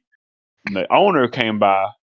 Apparently, a lot of people in there they get regulars in there. Is what everybody is. Everybody's a regular there. Owner came by. Hey, I don't know you guys. Sat down, and talked with us for a minute. The owner is Italian. He's born and raised in Italy. Moved here, lived in New York, owned a pizza restaurant in New York for 4 or 5 years. Met his wife. His wife got a job in Indiana. He moved to Indiana and opened a pizza joint. So this guy has made pizza his whole life in Italy and in New York. And holy shit, that is the best pizza I have ever had. And it is the sole reason that I ever think about going back to Indiana. If I remember correctly, I thought like authentic Italian pizza, like they don't use sauce or some shit or something weird.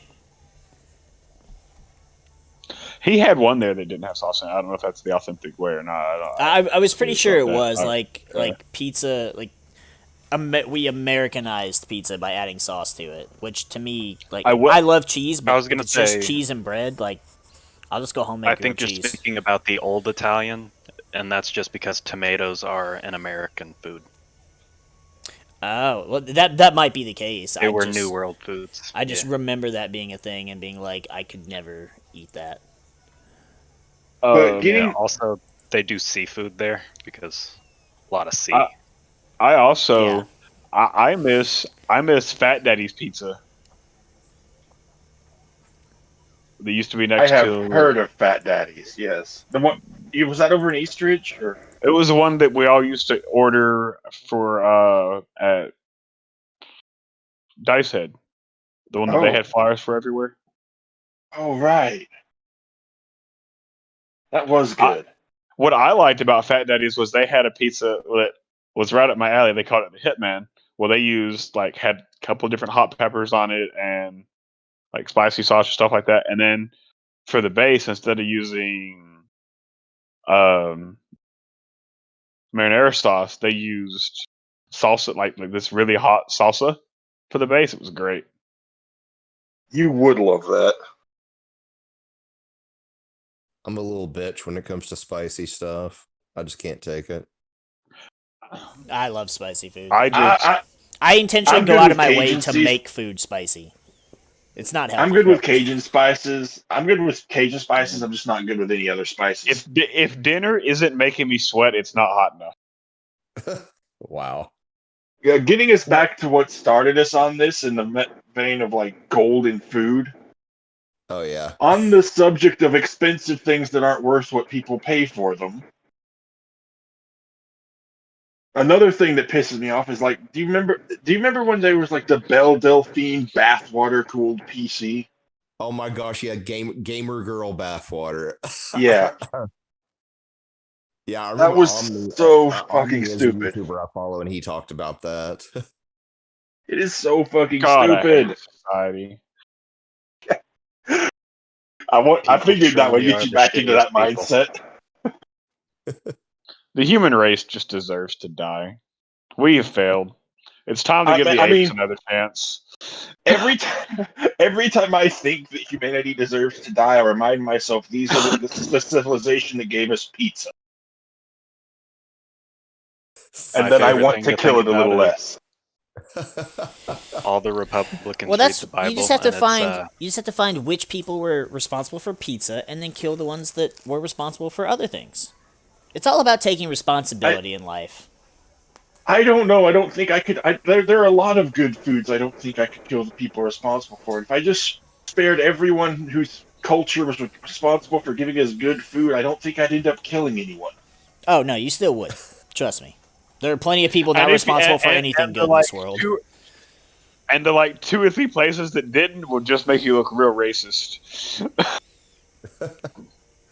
That's a whole other issue that we should not be discussing here. No, I don't think I could kill. I don't think I'd kill anyone in America because we're responsible for the popularization of the hamburger and the hot dog. We didn't create them, but we made them popular. Plugging sugar into food. Right. The rest of the world, Europe especially, looks at our bread and literally considers it cake. Because it has such a high, such a quality high amount of sugar. Yeah, they literally consider it. With the exception of France. Well, I don't think France does. It's just they especially if they come over here, to them, our bread is just gross. They literally can't eat our bread, which is understandable. Because I'm assuming you're talking about white bread and not wheat bread, though, right? Yeah, it's more wheat bread is not. Even the thing is, even sandwich wheat bread is still kind of not too much different. More or less, according to Europe or Europeans or pretty much anything not Western America or whatever. If your bread lasts more than 5 days, there's something wrong with it. Because real bread it's doesn't. one of those things that it just goes bad. You either eat it or it goes bad. So basically, whatever preservatives we use here in America, that is what gives it too much of a sweet flavor for people that don't grow up here. Pretty much, yeah. Huh. Interesting. I never realized that. But I mean, the problem is if you were to go and buy whether you baked your own or went and bought one from, I don't know, say just whatever random bakery. Granted, you could get better taste, you get Italian bread or something that actually tastes good on its own. But are you going to sit there and eat that entire loaf of bread within less than a week? Because if not, you're going to throw some of it out. And that's why Yeah, and that's why white bread's kind of a thing, but it's like it's also shit for you. Right. I'm just saying, America's been doing some real sus shit the past 100 years that looks like they've been trying to kill their people. It really does. Well, did you hear Yeah. Mountain Dew was actually banned in I don't remember which part of Europe. It was banned for like 10 fucking years until they changed their formula. Like their Mountain Dew tastes nothing like ours does because all the shit that's in our Mountain Dew is like literally illegal to have over there. Yeah. Like they America actually just I needs don't to drink wake Pepsi up so and much. understand that they actually care about their people. we don't care about ourselves.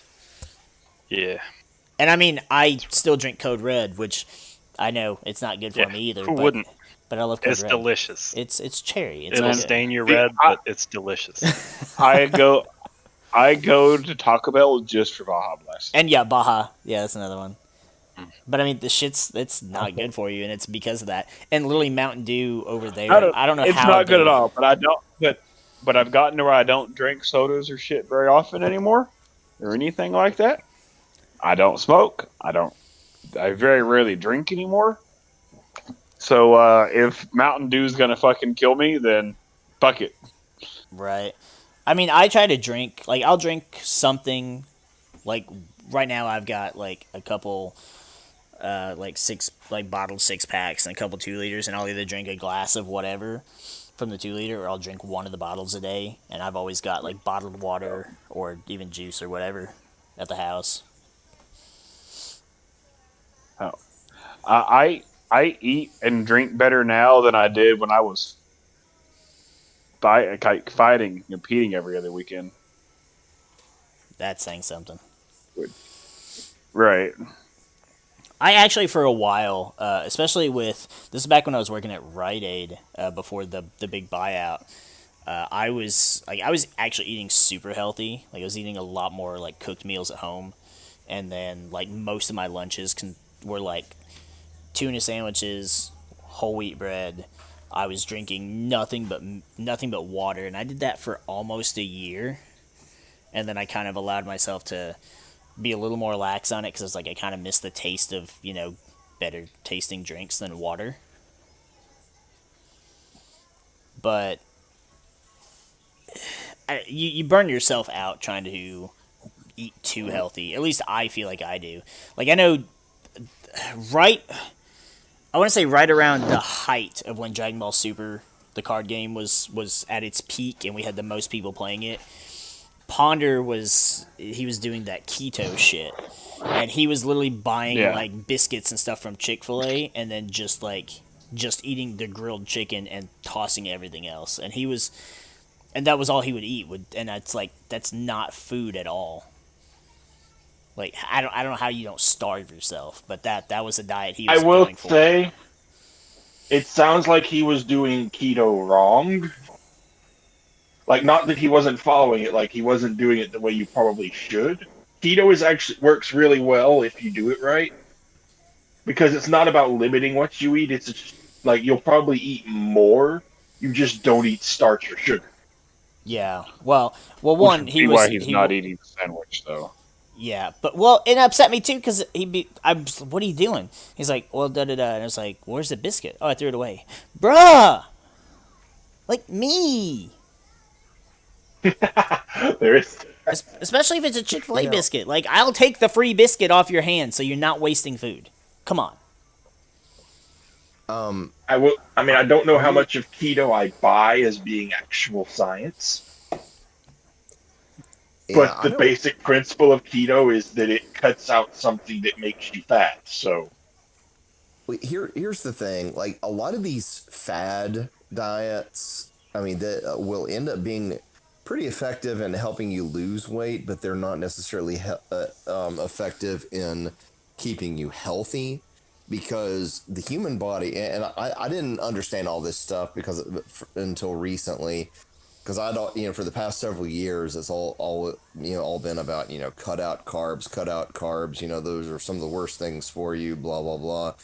But my friend Bryant, I know you've met him before, Ryan. Met him at my birthday parties and stuff. I remember over Christmas, I was hanging out with Bryant, his brother-in-law, and his dad, and they were all talking about like that they had been doing research into like a lot of health and nutritional science and stuff. And the human body really is designed to take in like we are meant to take in a little of everything, including things like sugar, starch, carbs, whatever. Um, Yeah. but like I mean, historically, that's how it's been. And but the thing is, like, and part of the reason why, especially here in America, we tend to be more overweight and everything is, in the earlier parts of human history, we didn't have the modern conveniences of food preservation. And so, like, you actually went, like, with this balanced diet that you were eating, you would go through periods of, like, literal feast and famine, just depending on, like, crop seasons and things like that. So, like, you would go through like, slim pickings kinds of the year. Yeah. And but then all of a sudden, when food was plentiful again, you could just kind of eat your fill and it was whatever. And that kept, that in and of itself kept people's weight in check. But Well, it's absolutely like too much of anything is always a problem, no matter what it is, or at least in the vast majority of cases. But like, our bodies really are designed to consume some degree of everything, and if you're not, it's actually not healthy for you. well, and then Whether how you're your losing body weight reacts rapidly when or you not.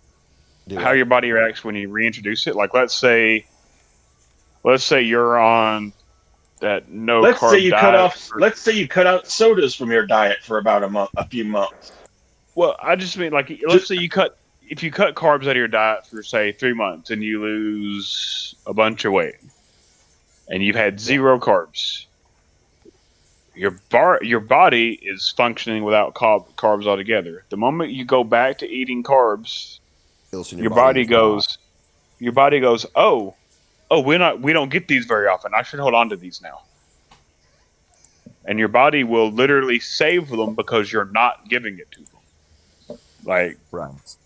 yeah, like the so now reason. all the weight you lost just comes flooding right It back comes the moment back you stop the tenfold. diet. Yeah. But yeah, Right. like the reason I actually do say good things about keto, even though I don't really like it, is that like it honestly, people who cheat on keto diets are going to do better than people that actually try to follow it. Because I think most diets actually recommend cheat days, though, so that way you can expose yourself to those bad Right, parts. because yeah, what I like mean is you have to trick you. It sounds weird, but you really have to trick your body. If your body gets used to too much of this and none of that, then It functions too well to right, support itself. most diets say that keto doesn't says you're supposed to cut it entirely because the whole point is like the quote unquote the science behind it. the keto diet doesn't really recommend that. But if they tell you if you want to get into ketosis, you have to. Yeah, Yeah, it's fucking weird. which is stupid and you shouldn't do. All right. The thing Well, about all the this thing food about talk, I'm gonna have to go get some food, cause Yeah, we it's got- late. I gotta get to bed. I gotta be up and go to work. Alright. Today. and we got pizza, so I'm gonna go eat some. I'm Oh, not. well, I'm fuck not. you. I'm not trying to diet. Oh, it ain't Loopy's pizza. I will Relax. We'll make a play date. For I was that. about to say he may have pizza, but he's probably regretting not getting good pizza now. It's still better. It's still better than what I had for dinner. We got. You know what, dude? Guys, we got it. We got it. We already got a group text. We will plan a play date, and we'll all go to Loopy's. I'm gonna tell you right now, Alright. it's not whatever pizza he's got is not better than what I had for dinner. I All cooked right. the roast. So, Kenan, I'm gonna add you to the group text, and you can fly down whenever we make the date. Okay? So much work. So much work. I'm gonna have to cough on everyone. You got to get vaccinated Gotta before you can spread it, fly right? now. Oh God. Yeah. Brutal. Could always It's drive. practically impossible to be able to make an appointment right Yeah. now because they fill up so I've done a quickly. few too many of those. I am so I Too many think I'm 18 allowed to hour get straight-throughs. vaccinated now. I think I'm allowed to get vaccinated for the virus now, and I'm actually all of a sudden nervous about it because someone I know got the vaccine and then died. Oh my gosh, really? That's not how Yeah. that's supposed to work. What's the cause of death? The virus. He got coronavirus. Hmm. Like it wasn't Or like was it was he like exposed to it 2 weeks prior before the injection? what I will say is I don't know about that, and I go into fully well knowing that. But the thing is, like, Yeah. he got the virus and died. It's like Alan Bradford, the commissioner of he was the commissioner of something up in Trenton, and he got the virus. He and his wife both got it, and they just recently died. Or he just recently died. His wife still didn't die. Yeah, Jeez. it's a very deadly virus. Like people were comparing it to the flu originally. No, it's about 5 times more deadly on controlled exposure, like what America is considering masked society. Yeah. And I say that with quotes.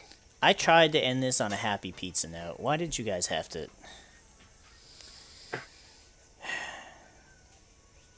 Death. I don't know, something about Pizzagate, QAnon, COVID, who knows anymore. Pizzagate. Yeah, let's end it on this note then. Fuck Bobby Kotick. Exactly. Yeah, And Bobby and, can go and suck hooray, some Kotiks. he can go suck some Fuck Kotick, Wall Street in general. and we'll make a play date. We can all suck down some pizza. There. Hell yeah. You guys have a good night. All right. See ya. See you guys. All right, so long overdue. We're gonna wrap up this podcast here. If you guys enjoyed all the bullshit we talked about, the food, the fuckery, that Bobby cockbag, whatever his name was, all that shit, we'll be back maybe next week for more bullshit and probably more food, which we're gonna get right now. So we'll see you guys next time.